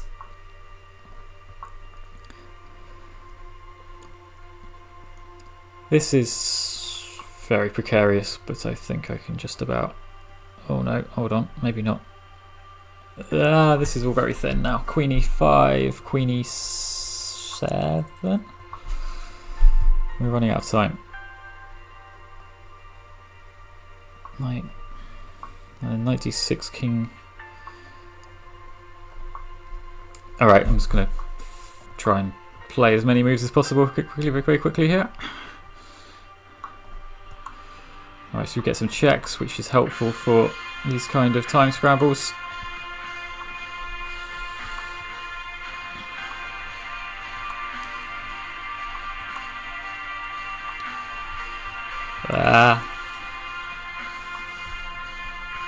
Just about, maybe. Can we just survive this? Survive this onslaught of checks? We can. Okay, thank you for the game, Mr. Dandolo. That was tough. Just about did enough to hold off everything there. That was not easy. Right, we have... Okay, Natasha Reagan. Welcome, Natasha. I think she's streaming as well. Is she going to play the Sicilian? She's not. She's going to play the Alyakin. Mr. Molokai 818 will have their opening suggestion later on. Just to remind you, if you wish to suggest an opening for me to play in the chat on Twitch, then if I play it and win with it, I will donate £5 to the Tiltify campaign that we've got going here. British Red Cross is a brilliant charity who are really helping with medical assistance to people at the moment, and that is something that is very needed here. So Natasha Reagan is, you may know her from her partnership with Matthew Sadler, who's a grandmaster, and they have written a brilliant book called Chess for Life, which must have come out last year, I guess, maybe even 2 years ago. Matthew and Natasha have also written a book tracking the what's it called? Alpha Zero, the disgusting chess computer that it's not even a computer, is it? It's just AI. It's just taught itself the game, and they have a book on that as well, which is very good. You should also buy that. But Natasha has been doing some streaming in this, and I'm not quite sure when she was on. Maybe she's on this evening, or maybe she's on tomorrow afternoon. But her and Matthew are doing some streaming as well. And this opening is... Natasha's a women's international master, so she's not 1774. It's nonsense. But we play together in the Barbican 4NCL team. So that's how I know her. And also, she was born in the same town that I grew up in south of Buckinghamshire. What happened was all the junior trophies that I'd pick up, not that I picked up millions, but I picked up several junior trophies when I was a kid, and all of them, without fail, would have her name engraved on them from when she'd won them. About, how old is Natasha? She can't be, maybe 10 years before me. I think she was winning things in the mid 80s that I was winning in the mid 90s. So lots of the trophies that I had were her property to begin with. Right, I think we'll just try and do this. I'm not sure it's very sound, but that's not what we're worried about here. So queen g5, and then we'll just chuck the queen back to f3 or h3.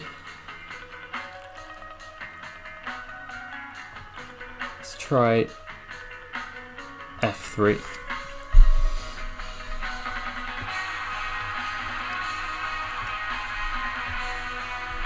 And then we need to work our way. I was going to say we're going to work our way around, but I can't play queen takes f6, can I? That's not ideal. Alright, I need to play h3. I think I'm getting creamed here by Natasha, unfortunately. As I said, she's a decent player, and I'm just going to lose 1 million rating points here. But that's immaterial. We are not vain about our rating. This is actually horrible, isn't it?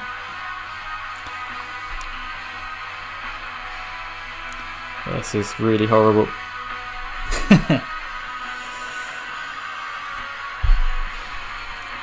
Good on you, Natasha, for playing at such a late hour. Alright, I've managed to bring my knight round now. That's an achievement. That's something. That's something. Maybe we've got some vague hopes here, I think. Alright, there's some bits and pieces. I think it's more bits than I need, but okay. Don't know. Please continue to suggest openings in the chat.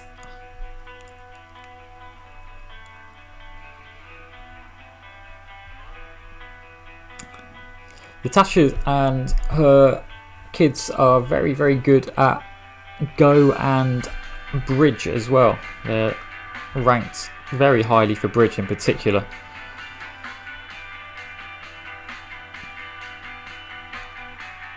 Very multi-talented family. As I say, Natasha is just absolutely lovely. It's just not a there isn't a cynical bone in her. She's absolutely beautiful soul.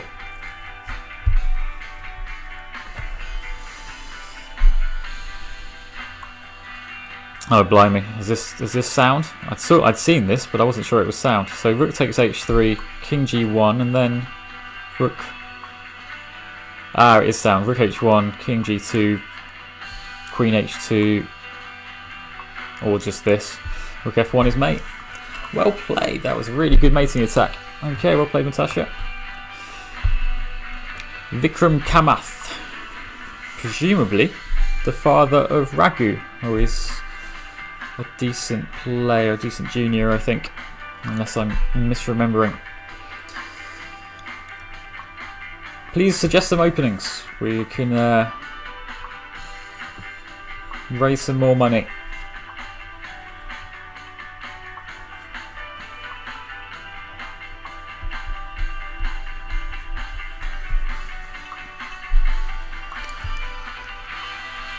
Okay, so again, as I was saying earlier, these Caro-Kann lines aren't particularly scary, where you get the exchanges happening on d5. Black can normally go for a fairly expansive kingside attack without incurring too many holes on the queen side, because the knight can normally sit on a5 after something like b4, b5. Or equally, the king can just sit on b8.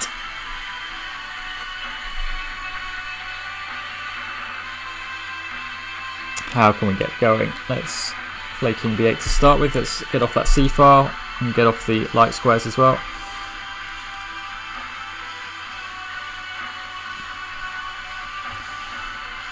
I've talked up the kingside attack, or the potential for one, so I suppose we probably shouldn't disappoint.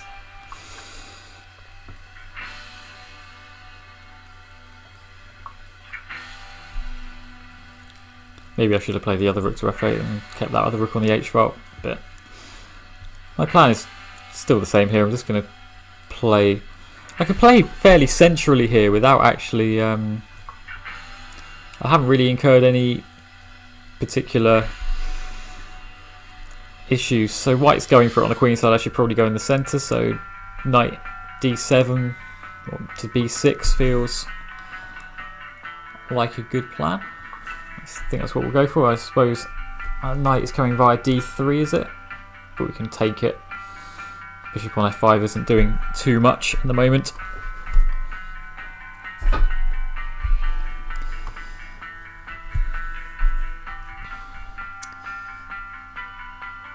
The latest episode of the Chess Pit podcast contains references to all sorts of things, but chiefly amongst those this week, we talk about Emmy award-winning shows with chess pieces in their titles, of which there are very few. We did a little roundup of the Steinitz Memorial, which finished last week. So we tend to mix it up, have a little bit of chess and a lot of nonsense. So White's queen side attack here is decent, but if you keep like this kind of flat pawn structure, whichever pawn he moves forward, I can always do the same. And just meet it, just move the other one so you get this locked pawn structure. So flat pawn structures tend to be quite good for dealing with these attacks. Likewise we've got exactly the symmetrical pawn structure, king side and queen side here.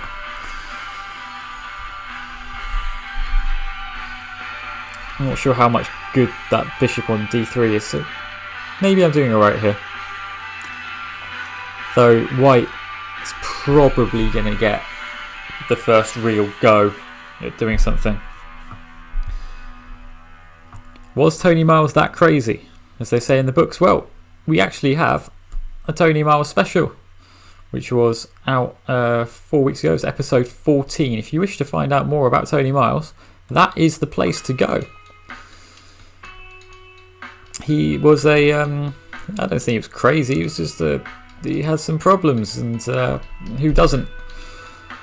Talked earlier about mental health. Yeah, he had some moments. He tried to break into Downing Street, which is the residence of the British Prime Minister, to complain about Ray Keane, who he had a 25-year rivalry and feud and dispute with.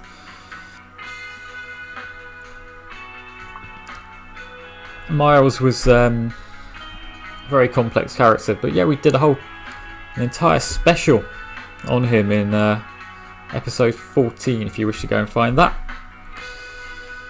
and hear all about what he got up to in his brief but very eventful life. Oh, I just completely missed that. That is appalling. Completely missed knight e4. Wow. Alright. That's atrocious. I might still be okay, because maybe now b6 is just very, very strong. Not good. Not good.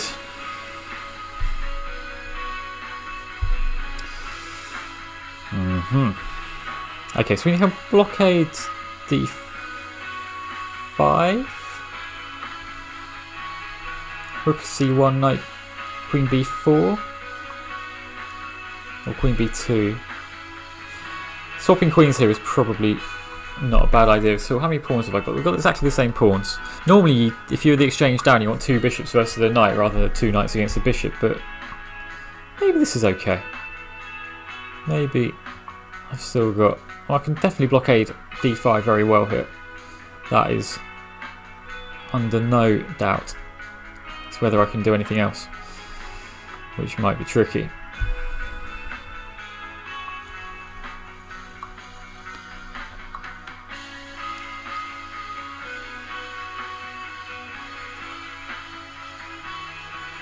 We've got a small time advantage as well.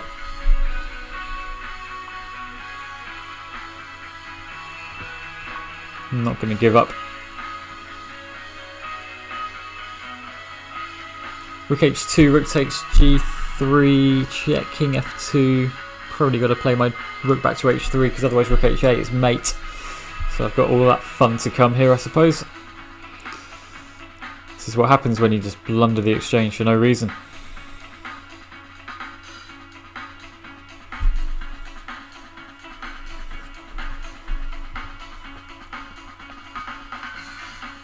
What else did we talk about in the last episode? We talked about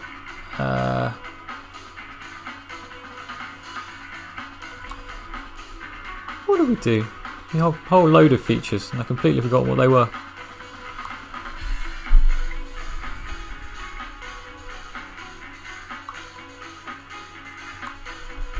King G3, knight E2 is quite nasty. Likewise, King F2, knight D3.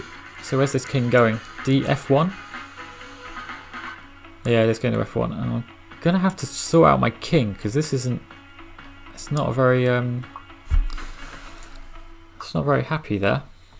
I'm not sure I'm going to be able to sort it out, am I?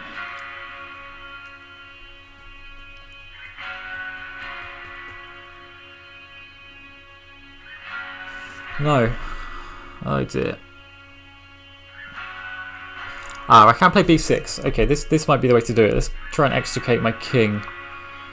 So you can go and munch that g pawn if you want, but I am going to develop my king. Do I play in the 4NCO? Yes, I play for Barbican, which I play for with Natasha Reagan, who I've just played against. We tend to prop up the second team. Yeah, I'm just going to win on time here, but I'll take it. This has not been a very good performance. I don't deserve it. Okay. Yeah, I've played in the 4NCL for various teams. Oh, we're getting Natasha again, so we can talk about this. Excellent. Okay, so... yeah, I played for Barbican for 3 years, I think now. 2 or 3 years. We got promoted from... the second team got promoted from Division 2 last year, and then we've been struggling in what is looking likely to be a curtailed season in Division 1 anyway. But I played before for Slough Sharks, who then became Sambuca Sharks, and then Sambuca Black Sheep, and are now the Grantham Sharks. And BD Gambatir in the chat earlier on, he is the Supremo of the Grantham Sharks, who I played for probably nearly 10 years. It was about that, yeah, because I then moved to Bucks Juniors because I was the Buckinghamshire Junior coach at the time, and I helped them. I just basically played and would give them coaching sessions and just played board 1 for them to take some of the sting out of their lineup as well. So I've been playing in the 4NCL for, yeah, I think this was my 17th season, which makes me feel very old. Started playing in the 4NCL when I was 15 years old, and I am now 31. Had a strange birthday the other week. I don't think anyone's really having birthdays at the moment, are they? But yeah, having a lockdown birthday was interesting. Did my best to celebrate it, but didn't do an enormous amount for it, unfortunately. It's only 31. No one. At what point do you stop caring about birthdays? Maybe it is 31. Maybe that is the appropriate age to stop caring. So my bishop on g7 is not very happy because of these pawns on d4 and e5. But now I think f6 just challenges it, and I've got pressure on d4. Knight can come wherever it wants. My knight on b6 covers the d6 pawn. So I think bishop e3 or bishop c3 is probably necessary. Or I can just take the pawn for free, I think, because the idea of rook e1, I suppose, was to play rook takes e7 after bishop takes d4. But if this happens, then I think I take on a1. How will the new rating adjustment affect my rating? Which new rating adjustment? I'm not sure what you mean, Molokai. I'm not sure what is there something happening? Or do you think, or are you talking about or are you just talking about online stuff? I haven't heard that this is happening, whatever it is that is supposed to be.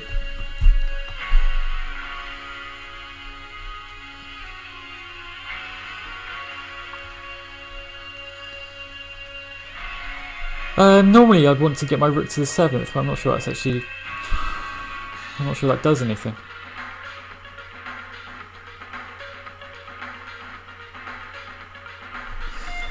Okay, so that's what I was talking about earlier. When you exchange down, ideally you want 2 bishops against a knight, and that's what white has here, which is quite tough to meet.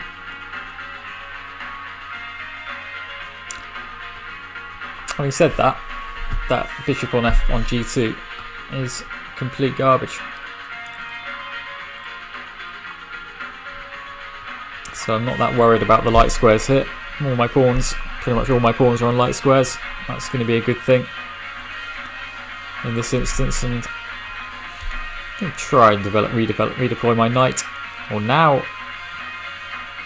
well, okay, I can play b6. It's a5, then I just take it, and then we're back where we were really. And I think that pushing my d pawn should be a priority if I can get things liquidated on the queen side. Oh, the ECF rating system, I see. So to those of you who aren't British, which is probably a few of you, because we are streaming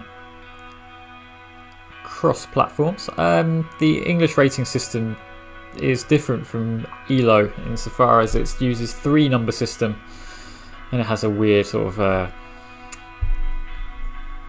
conversion to FIDE or ELO, and I don't know.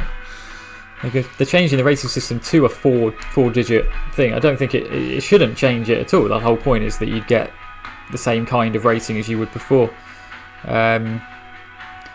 Whether that is actually going to happen or not, I don't know. They're trying to wheel it out. They're going to give people sort of new conversions, I think, in the new list. They come out only every 6 months at the moment, but they're trying to get that to monthly by September. Whether that's plausible or not, I don't know. In the current climate, my suspicion is it's not plausible. Whether my rating will, it shouldn't be affected at all. I think it's a good thing that they're finally bringing it in line with the rest of the world. British do love to have their little hobby horses, don't they? Things that are just to be different for the sake of it. I missed that. That is awkward, but I think okay, because I'm still looking at that bishop on d4, aren't I? Yes, I think we're fine. Just about. Maybe bishop a1, knight b6, bishop c5, rook. I think this is just about okay, because I can move my king out of the way, or play g5 maybe to prevent f4. This is going to be very tricky to win though. Very tricky to win.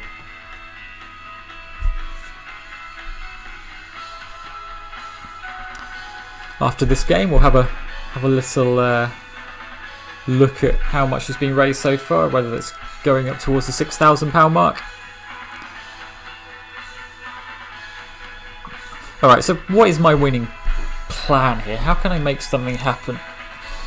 I need to swap off a knight for one of the bishops. That's the first step. I don't think I've got any choice but to try to do that. The second step is probably to just take some squares away from these kingside pawns and just try to be as awkward as possible. I mean, try to be awkward as possible at any time, but particularly when these bishops are just very good pieces. Bishop a1, rook a1 wins the bishop, so I think we've got to yeah, and now maybe things are starting to happen. Maybe I can play knight e3 check. Is that completely ridiculous?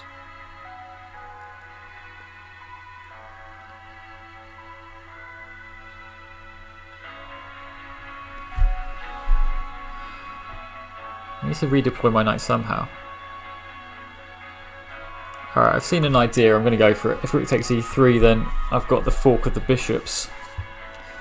But whether he can just play bishop takes g6... No, I mean, I take it. So forget that. And then my e-pawn should be good enough.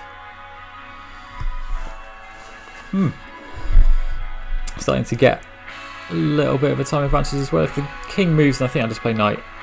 Yeah, so now my knight is probably on a slightly better square than it was before, just sort of hanging limply on c4. And that might help my cause even further. If I can get that knight onto a very good outpost, things might start to... And yeah, Natasha is not playing especially quickly now. Now I think this is starting to look very bad.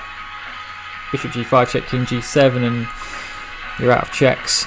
And knight, rook takes f2 is happening. Okay, hard luck, Natasha. Right, let's have a little look and see if we can update that figure on the bottom right.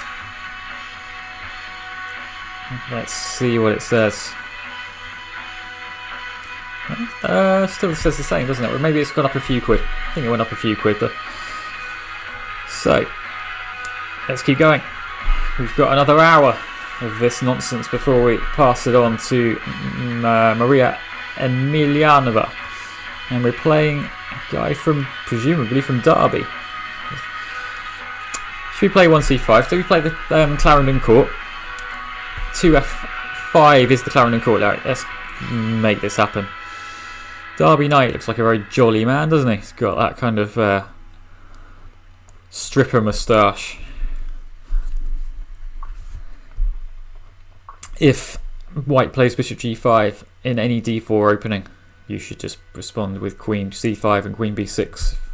All of this stuff is thematic in the Trompovsky, it's thematic in some Benoni lines, in the sort of Tartakower systems against the queen's gambit declined.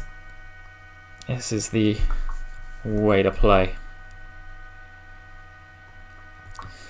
So the Clarendon Court is named after the block of flats that the person who is mainly responsible for its popularity, Jonathan Levitt, the Grandmaster. He lived in this block of flats and therefore christened his opening the Clarendon Court. I believe he still lives there, or lives near to that. I think it's in West London, near Maida Vale. Very near Paddington Station. It's a very nice part of the world. There's a big canal, the Grand Union Canal or the Regent's Canal goes through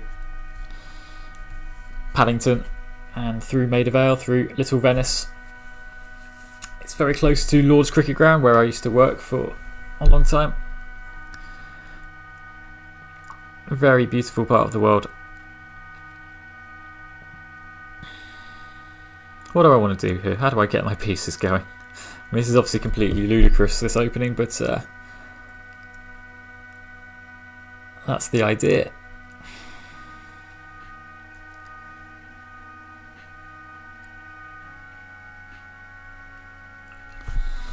Do I want to play g6? Or am I just pushing my luck? g6 might be pushing my luck a bit. Which probably means we should play it. I'm not quite flagging yet, but I am. I have some potassium, so we're gonna, I'm afraid, have to get involved because I need a bit of a boost. Playing for 2 hours is fine. It's the talking which does you.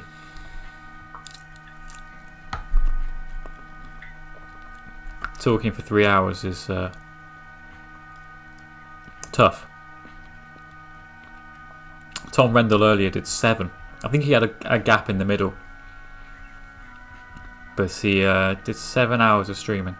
which is extremely impressive. And I think the most I've done before now in one go is about 2.5. I did a simultaneous exhibition the other week that took about 2.5 hours. That was tough enough.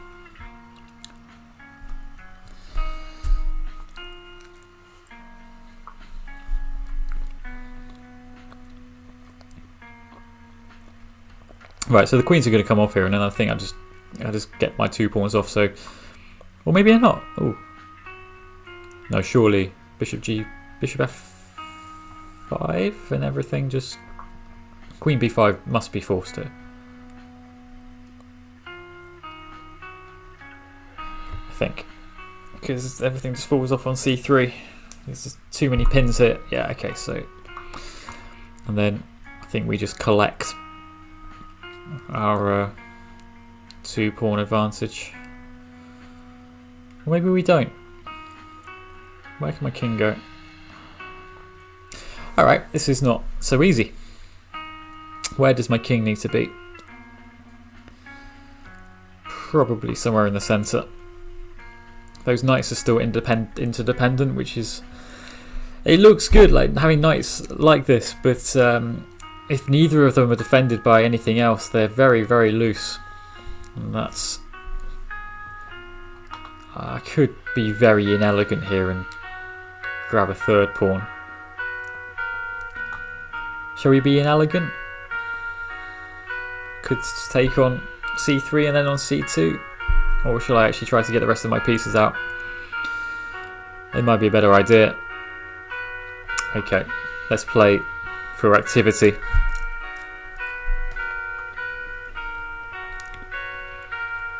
Please continue to follow that link, not my Twitter, the donation link. Just type that into your browser. Try to make it as simple as possible by putting it in a tiny URL. And yeah, support British Red Cross and other charities who are helping people deal with COVID-19 all around the world. Very worthwhile project this has been. Right, let's just hoover off everything. I've had enough. I want to collect. I want to pass go. I want to collect my 200 quid. And I want to win with the Clarendon Court.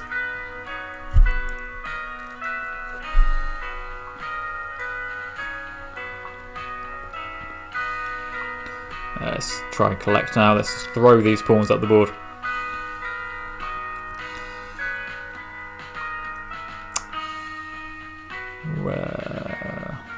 King c8.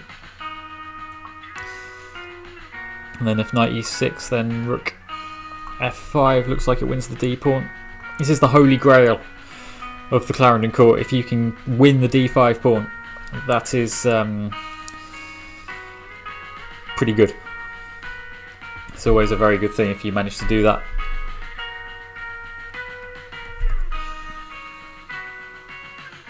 Because that is the piece that is slicing your position in half. So we have achieved the Holy Grail. And now I'm just 3 pawns to the good, am I? Yes. And we can hoover off that knight. I suppose the knight can go into g5, but that's probably not very good. Because b5, b3, a4, a3, a2, all of these moves are coming. And they're coming pretty fast, yeah, right. But where's that knight going next? Like, that knight is just completely offside. The h7 pawn is completely irrelevant. We can start throwing these pawns with the wildest of wild abandons. What have we got on the music anyway? I think this isn't Maybe She Will anymore.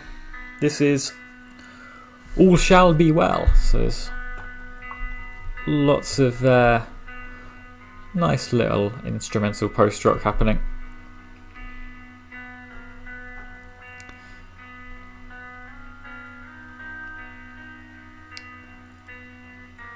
Hope you've been enjoying it. Right, that's another win. That's not a bad one, that one.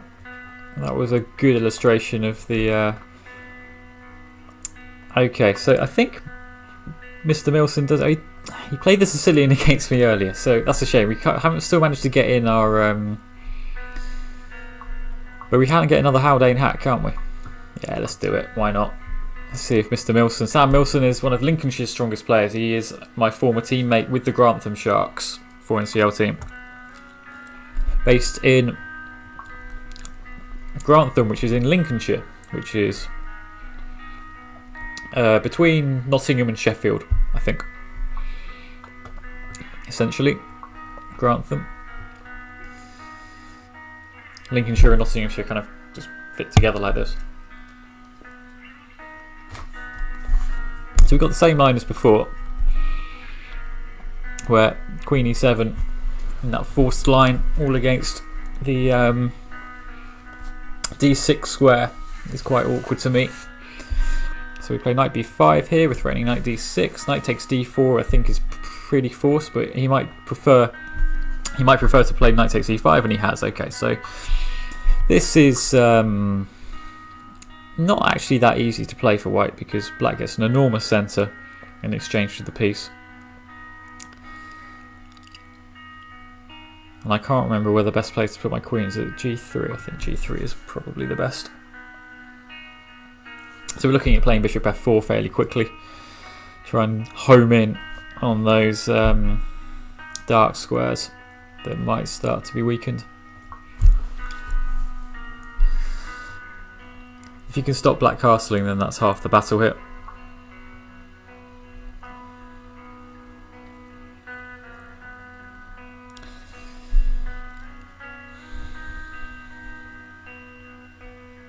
What do I want to do? I want a castle. Alright. Let's just play some fairly uninspiring but probably technically correct chess. Right, so we're a piece up for 2 pawns, but Black has an enormous amount of the centre. That's the entire centre. Well, hang on, he's just blown a rook. Yeah, the entire rook. That might be that. That's a shame. A6 there would have been a much better way of doing things. Yeah, hard luck, Sam. That was unfortunate. And we've got Nat again. Okay, so we played him with White last time, and we had a pretty decent game. Should we try a Benko this time? We can't, we got a London system. That's a shame. Oh well. King's Indian. Maybe one of those instead.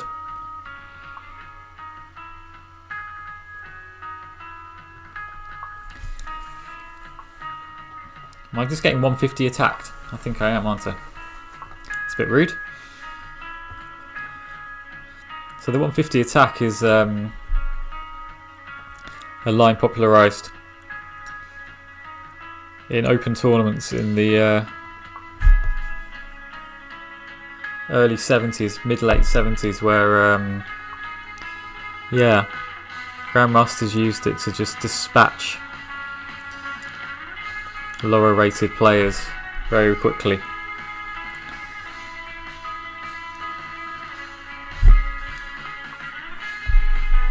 Bit rude to do it to me, but it's very effective.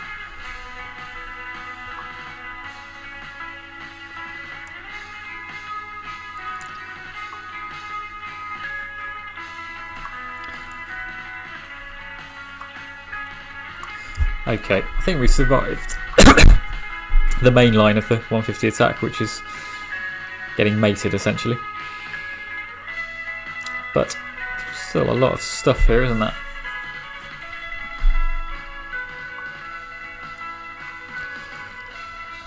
I think getting this bishop, if you can manage to get your bishop on your queenside bishop to just off the board entirely in any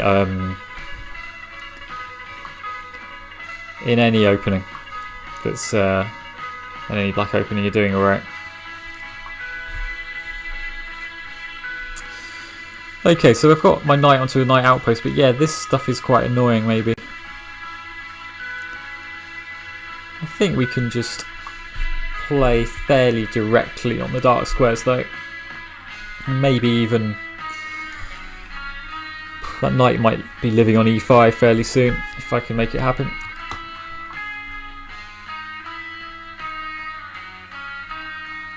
We'll stop that knight coming to d5, otherwise that might be a bit awkward. But we're perfectly good, I think.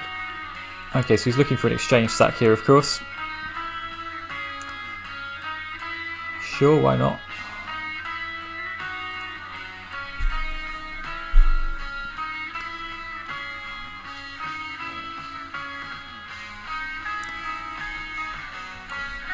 This could be interesting though, if he did play rook takes g4.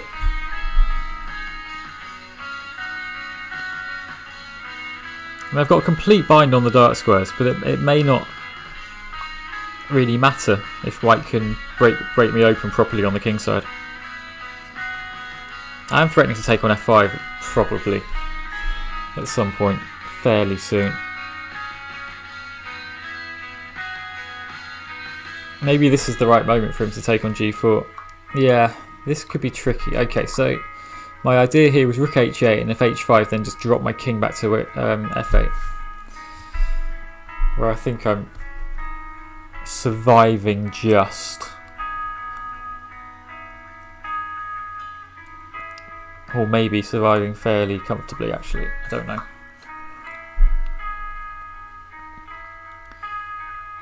Rook f1.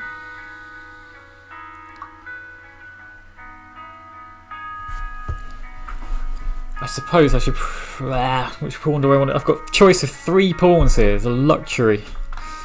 Got an embarrassment of riches. Which pawn do I want to take?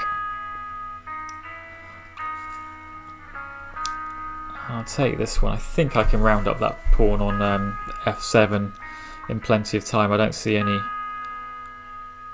good way to achieve that. That pawn's just going to fall. I can take it now, but don't want to unnecessarily give away the d6 pawn. So maybe it's a good idea to just play rook h6 or rook g6. Rook h6.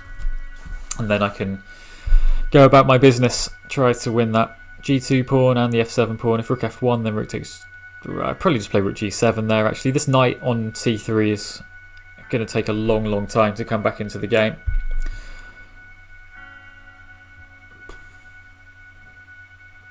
I think I can just have that.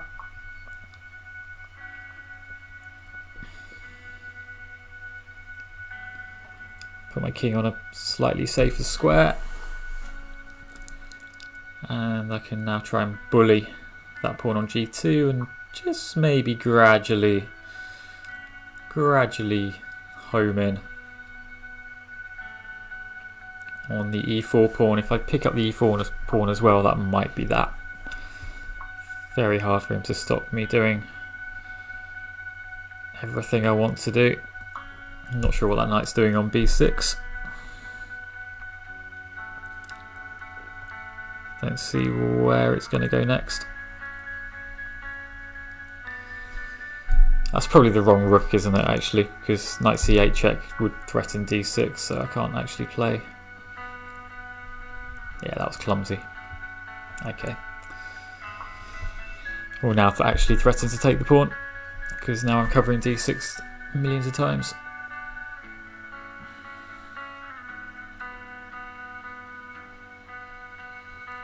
Suppose I should probably get my king to c7. That might be a bit better.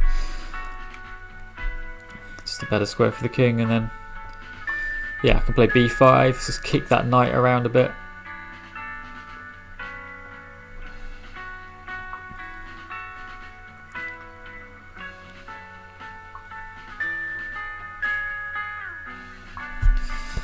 Let's try and work out a way to win this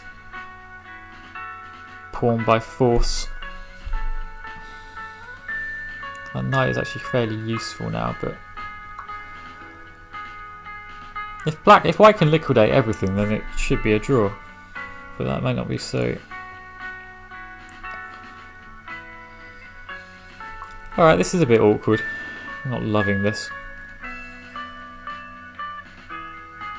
I'm threatening rook g2, and I think I will play it. Let's just try and go after the king. The c2 pawn dropping should be fairly terminal. Oh, blimey, really. c5, and then I'm threatening mate on a2. And if b4, then rook h3 is mate, or rook c3 is mate. Sorry, here. Lovely. Okay, that was again not a badly played game. Please continue to suggest openings. We've still got 40 more minutes before I hand over to Maria Emilianova. Right, we want a Sicilian, don't we? We can't get it yet. Never mind, let's have another fun scotch. Continue please to suggest openings for me. If you suggest an opening and I play it and I win with it, I will donate £5 to charity.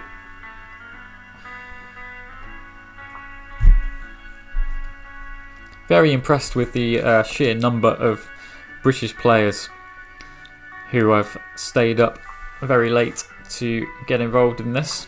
Very impressive indeed. Including our friend here, Mr. Paul GA, whoever he is.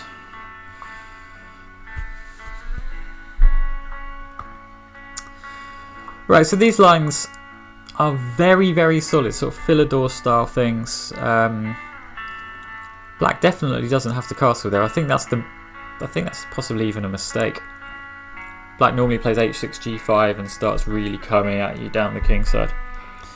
They still can, but I now castle queenside and get g4, g5 in very, very easily. In fact, I possibly could have played g4, g5 immediately there. Yeah, that bishop on d7 is the culprit here. That's the one that's in the way.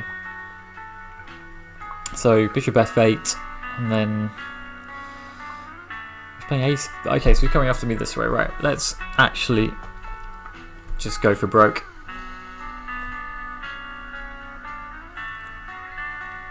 If bishop f8 attacking the e4 pawn, then I've always got pawn to f3, and that actually might help to swing my queen across the second rank at some point. Yeah, this just doesn't look very fun. All of these pawns are just coming in. There's no good way for black to break in the centre because I have very, very, very good control of the d5 square. So this is the main issue that black will always have with the d6 scotches. Because if you don't play it like a Philidor and you don't go for an immediate kingside attack, you just get thumped. It's just so cramping. Right, how do I crash through? That knight on g8 is not only does it have no squares, but it's just completely in the way of the king having any hope of doing anything ever. I think we probably just play f5 and then g6 maybe, or f6. Oh my goodness.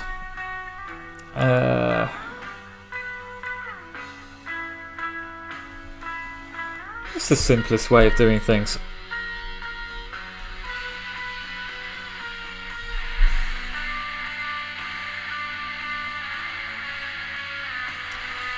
G6 is the sort of thematic move to break open a line, but I'm not sure it's the best way to do things here, because that knight on G6 would just be able to hop straight back into on G8 would have to be able to hop straight back into F6.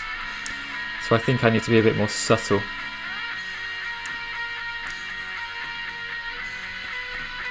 Alright, let's just improve a piece. No. Oh, okay. I'm coming that way. I was going to do this anyway, so that's alright. And then chuck it into f4. Because now that bishop is looking very, very airy. c4, queen, d4. That should win the piece. b4 is the one, isn't it? But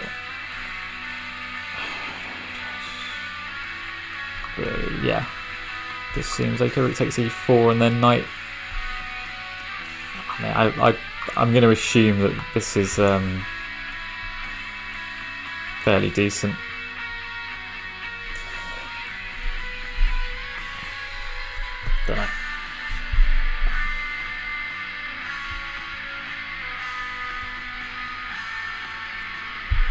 Our friend Molokai in the chat is talking about opening theory for the 1970s.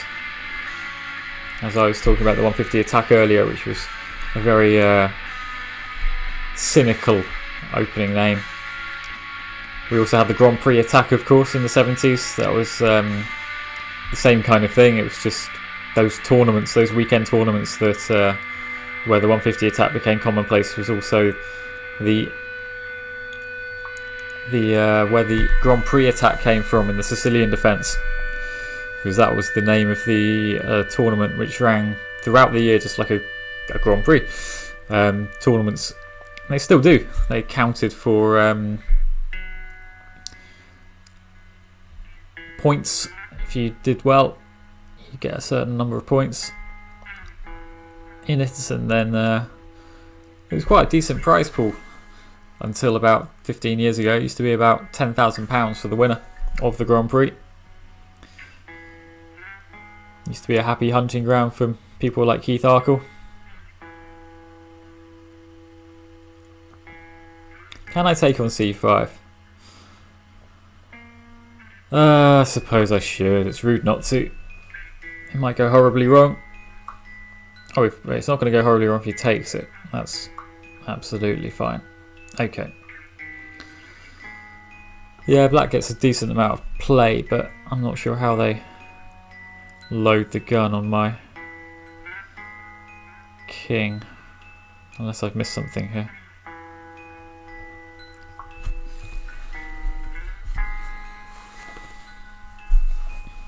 This song is almost like a lullaby, isn't it? It's sending me to sleep a little bit.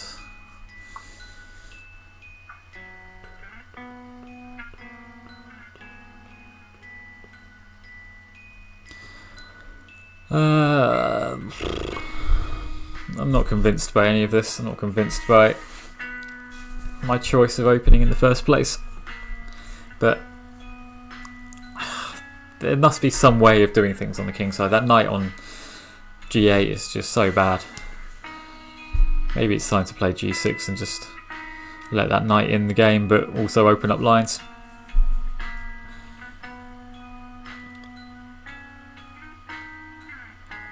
If black's knight was in the game, then maybe this stuff on my king would be very good.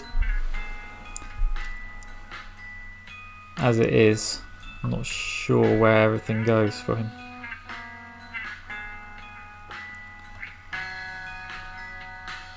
Because I can play knight d3, and I think that just blocks everything. It defends e1, it defends b2, it blocks the diagonal, blocks the d pawn coming down to d3, defends b4.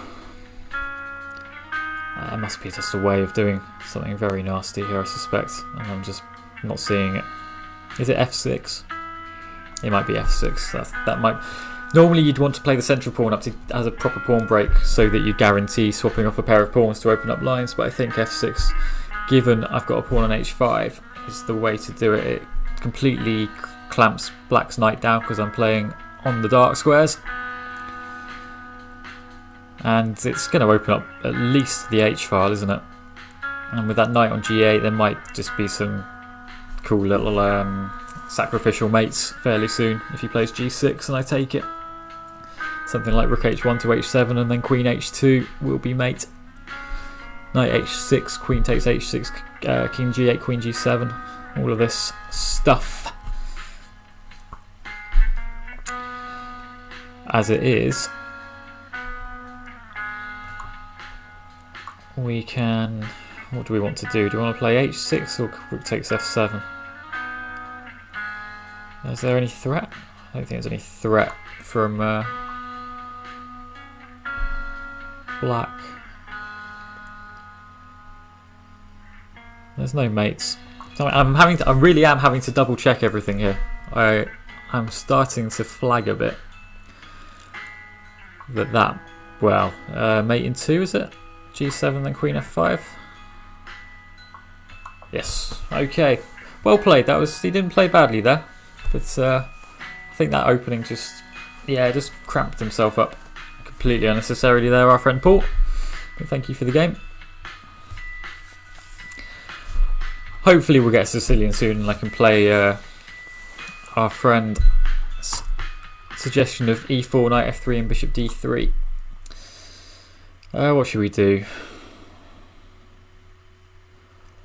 Let's play something sensible. Let's just play a normal bog standard Queen's Gambit declined. I could have played the Queen's Indian there actually, I had an opportunity. Let's play some boring stuff, but maybe this time I can actually talk about the game properly without wondering about tactics. Tactics I don't think actually make a very good stream,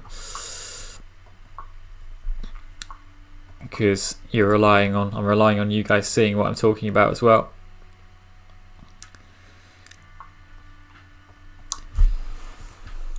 However,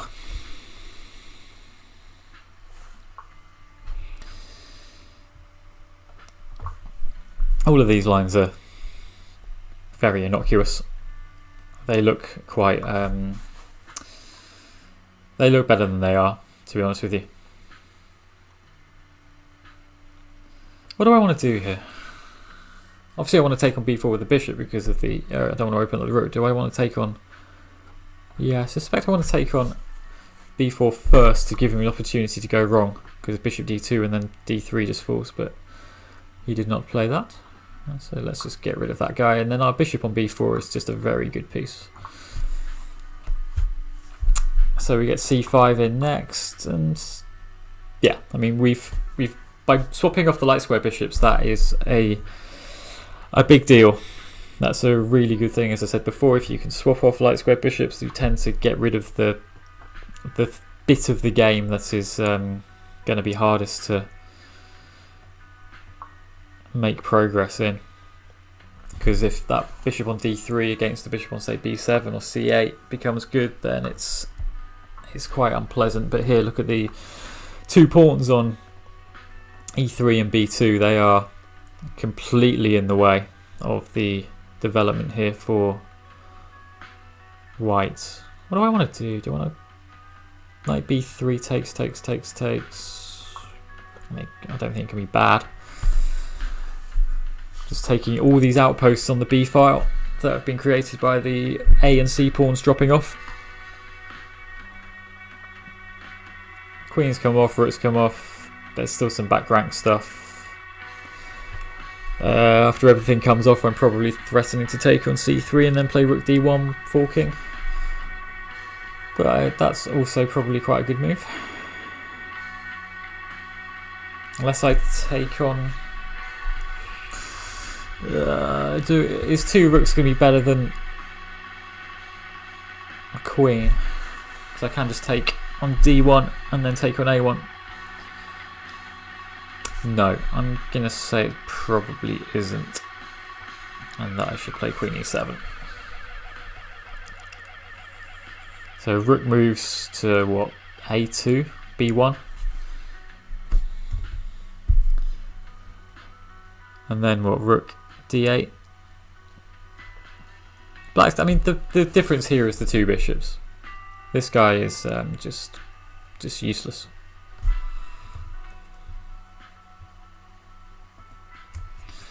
Not a very good piece at all.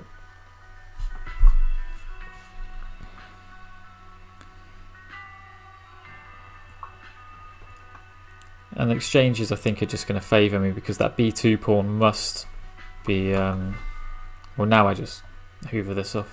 I could have probably taken the last move. I just didn't want to... I couldn't... I'm getting a bit tired, I'll be honest with you. I didn't want to calculate knight e4 after knight takes e1. It just looked a bit scary. But I'm sure it was probably fine.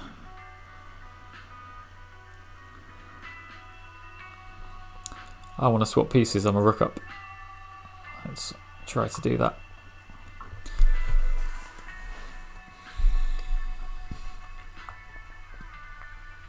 Thank you for watching this evening. It's been we've still got 25 more minutes before we hand over to Maria. I think threatening mate can never be a bad idea. And I'm not sure where that knight is planning to go.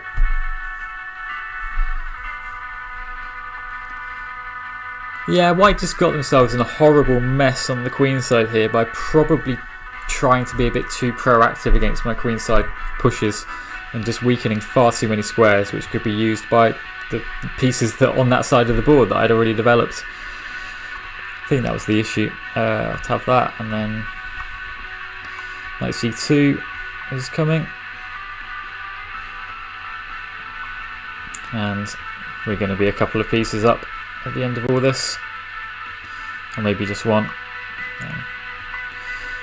We'll take on e1 twice, or we could be a bit more prosaic and just play some good moves. Let's actually try and get mate rather than just making sure that we can bring our king in. Is there a mate somewhere? Feels like there's going to be. All these pieces coming in. And then I can just take on e1 if I really need to, but I don't think I need to because we're getting close to a mate hit. Maybe not, but I'm going to promote the a-pawn if not. There's absolutely no doubt about that.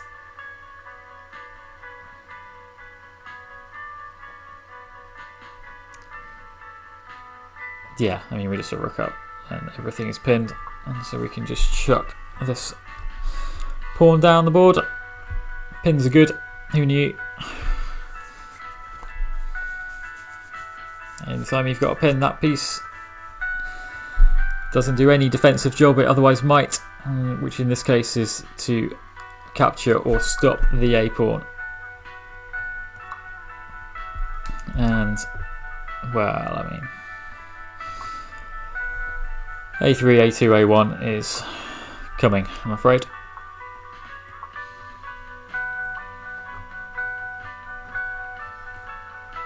And there will be no stalemate tricks today. Mate in something probably. What's the quickest mate they're going to play on? I'm going to indulge them. Probably something like this, and then I mean, there must be a mate soon.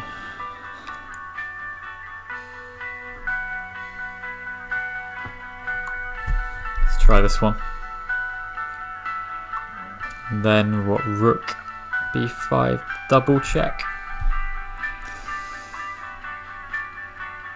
That's the quickest checkmate. And queen f3, queen h3. Yes. Okay, thank you for the game. Let's hope we get a Sicilian. I want to get that opening in for our friend in the chat here, Molokai, who's been very...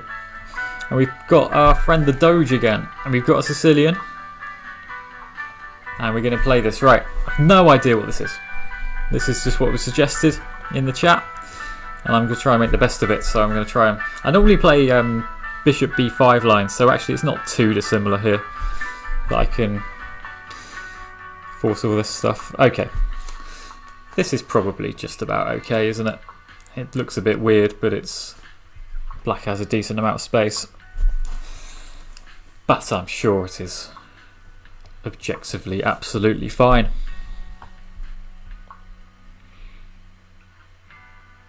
Which side do we want to castle? King side, I suspect.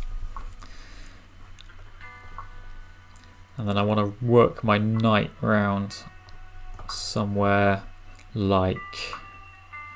Well, now I've got it with tempo. I was expecting him to take with the pawn there, because now my knight is a pretty decent piece. And e5 will be met with knight f5 whenever I'm ready.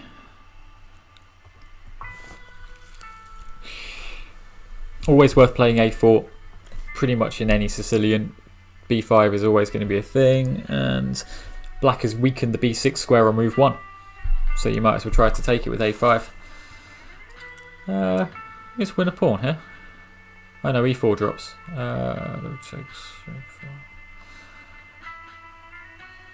Well, we can get the Maroczy bind instead. My bishop on d3 is obviously not very good, but that's kind of the point of the Maroczy bind. Just going to play get a big bind in on d5.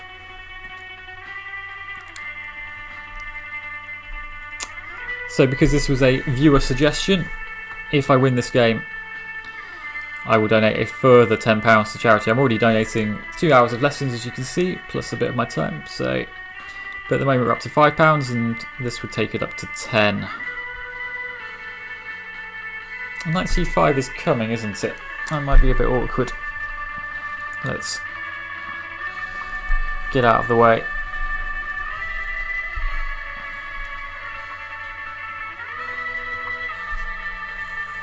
So the d6 pawn is, if you can get the Maroczy bind against a pawn on d6, it's often very good. And that's what I'm trying to achieve here. But I'm probably going the wrong way about it.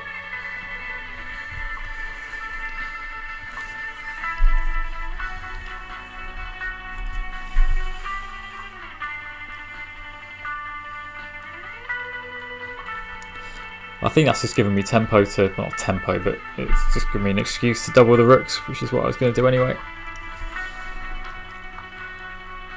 Or maybe not. Maybe this is actually quite awkward.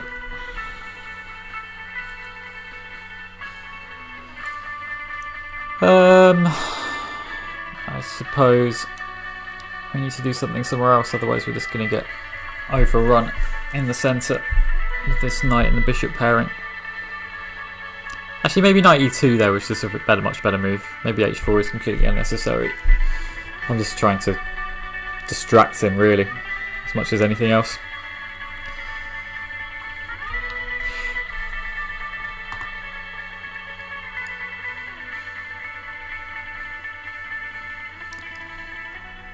I suppose everything just comes off in the centre, and that's probably not the worst thing for me.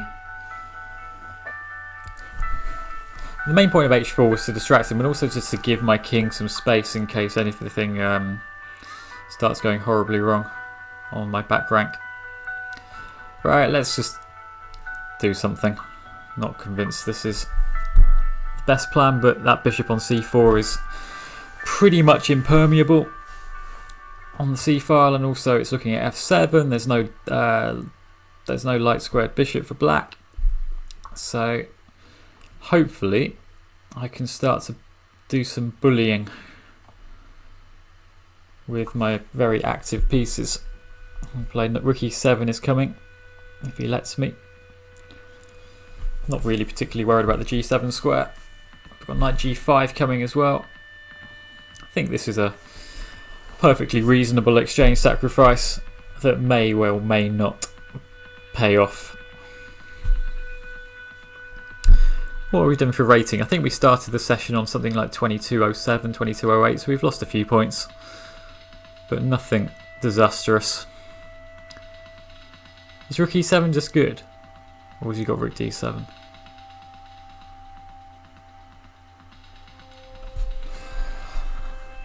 What do I want to do? Let's try it. Not sure. Starting to really have to squint to look at these lines.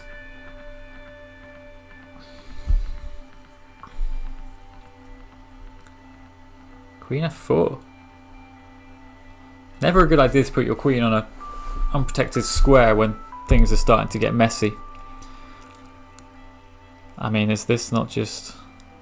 Wow, this looks very, very, very risky. Okay, so I take this. Unless you're taking on c4 here? That's plausible, I suppose. Ah, but then maybe I just play rook takes g7. And then my queen will look at the...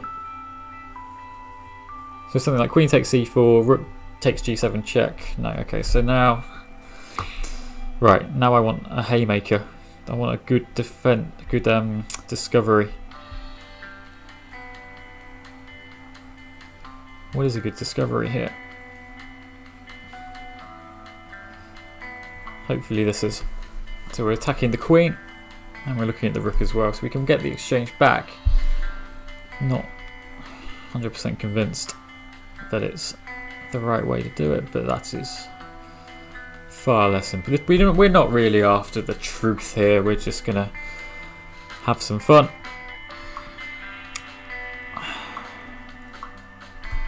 Right, what's the material? Is it just opposite colour bishops? Or have I got a pawn? I have a pawn. That could be handy. But he has a b pawn, which might also be quite handy.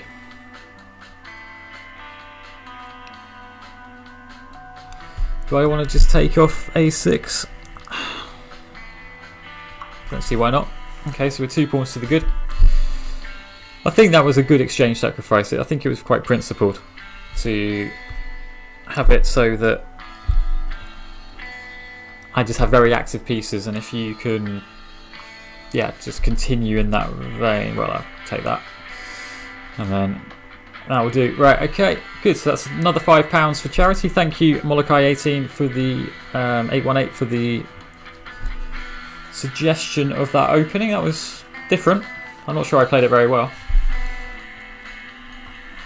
But yeah, that's another one. So that's £10 going from my pocket at the moment. And we've got another 10 minutes. I'm supposed to play rook e1, am I? Okay. I've played the bishop b5 lines where you then rook e1 and then bishop back to f1. I imagine we're getting to the point of the night where there aren't many people online, which is why it's taking a while. Anyway, this is... Oh, there we go. Exeter Press. So presumably that's the president of the Exeter University Chess Association. I have no idea who that is. But that's what I'd assume. Exeter is a city in the southwest of England, in Devon.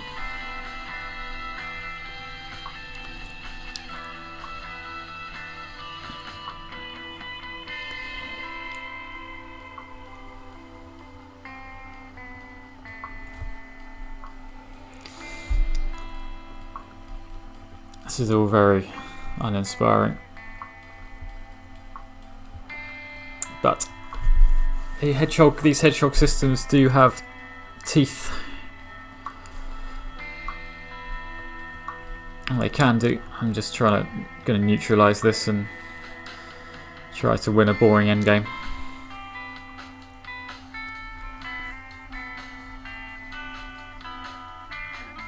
What's the move here? Knight.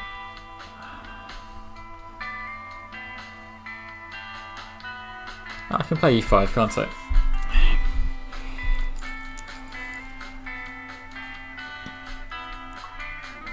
Right.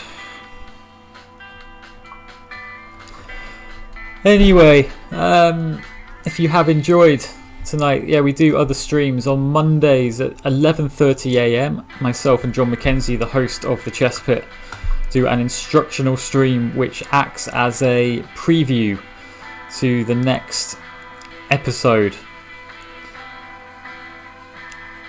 We also have first to four blitz challenges. Those are at Monday nights, again at 9 PM, though I think they might go slightly earlier or later in the day for reasons that I cannot reveal at the moment. We also do blitz album parties. If you're enjoying the music on offer tonight, then similar kind of thing. I do a challenge album blitz party where the only games I will play on the stream are against viewers of the stream.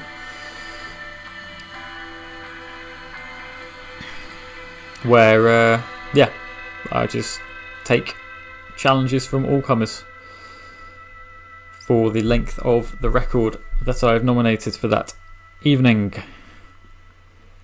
And also, if you would like a simultaneous exhibition for your club, please get in touch. I do those on Saturday mornings normally, but other times are available if you wish. This is a bit awkward. The bishop pair is quite good here, and you can just take on f3 and take on e5 pretty much at its leisure, which is why I am trying to mix things up, but I think, well, now I can maybe get my knight to c5 somehow. The e5 pawn's dropping, I just need to make sure that I've got some compensation when it does. That's going to be quite hard to achieve.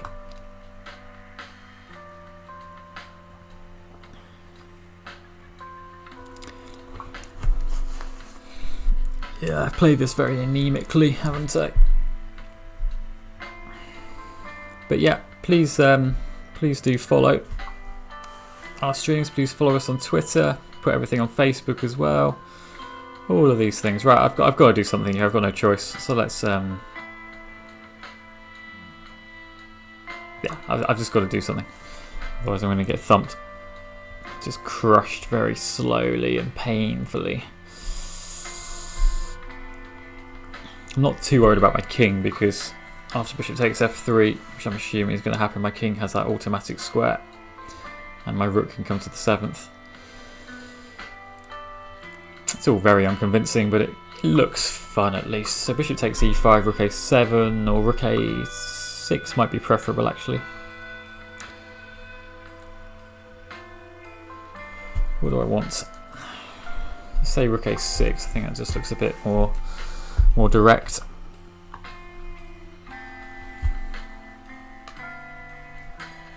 Can probably manage one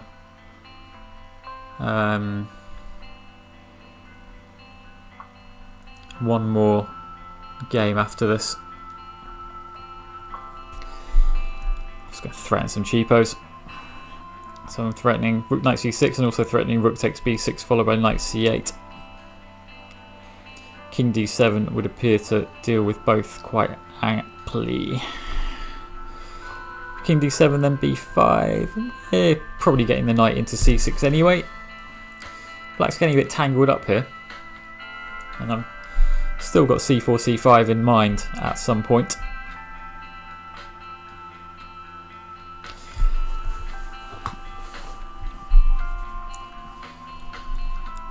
I think this was probably a decent decision again. Just to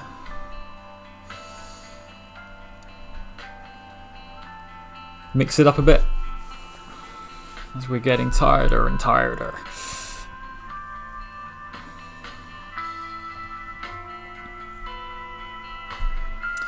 Okay, so play this in and then I'm not sure how we get things moving because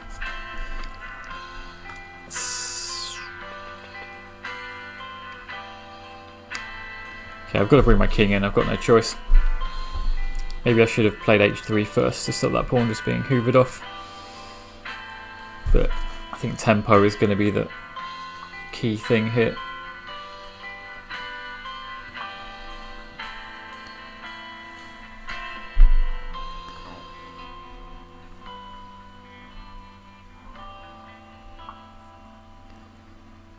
Ah, that's a bit awkward, isn't it?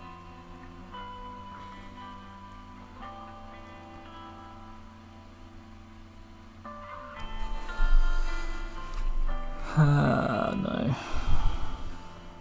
Alright, we'll keep. I mean, if I can. It's not ridiculous that I can defend things on the king's side, but have we got any flagging opportunities? Oh, we've got some tactics. Rook c. If I can neutralise things over there, I might have a way through. Okay, just neutralise them instead. It's a bit rude.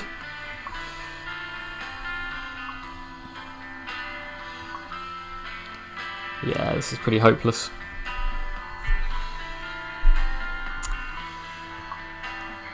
Just playing by rote here, really. Just playing moves that make vague sense. Because I have no pawn breaks. I have there's no weaknesses. All of Black's pawns are protected completely. It's not really anything to be done.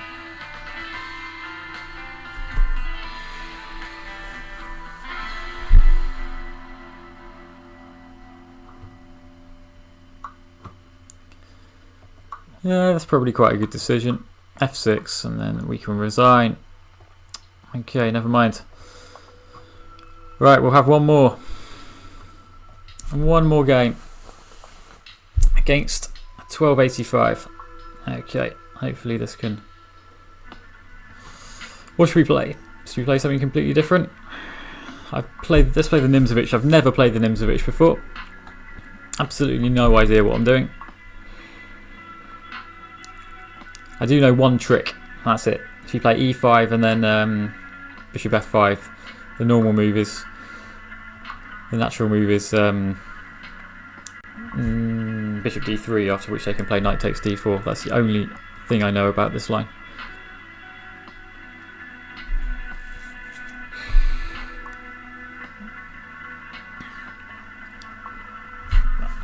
Don't know what I'm doing. Freely admit that. We will be going live after this to Maria Emelianova. Or Emelianova, I think it's probably correct. Who are coming at us from, I believe, Moscow, somewhere in Russia. So it'll be 7 AM her time. And we will do a little raid on her channel, just throw her all we've got. All three of you, but it is 4 AM. And then she can build the audience back up. After my little 3-hour shift, been going just over 3 hours now. It's been a pleasure to get involved with this event for all the charities, but mainly the British Red Cross, who are doing excellent things.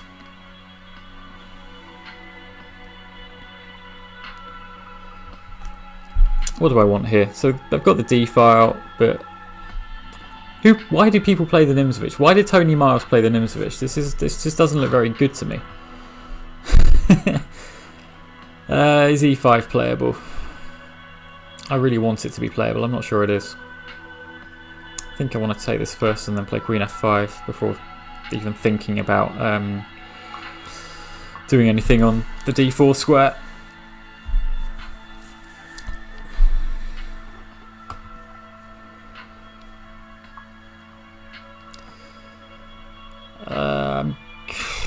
Is this sound?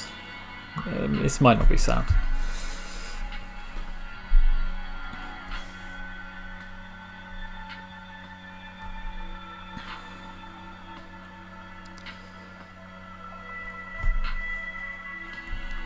Okay, we'll do a raid very soon.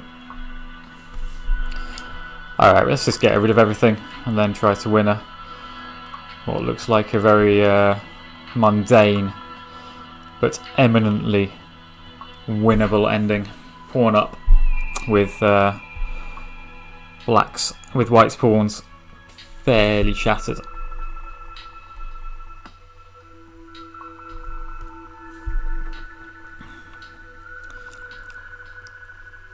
Okay.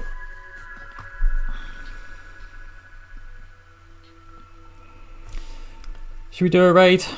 Let's do a raid pretty soon.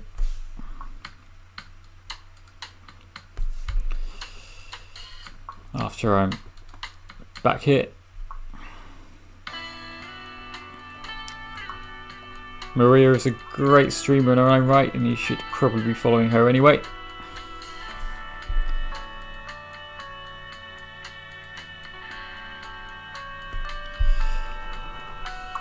But we will. Thank you very much for watching, and see you guys again soon, I hope.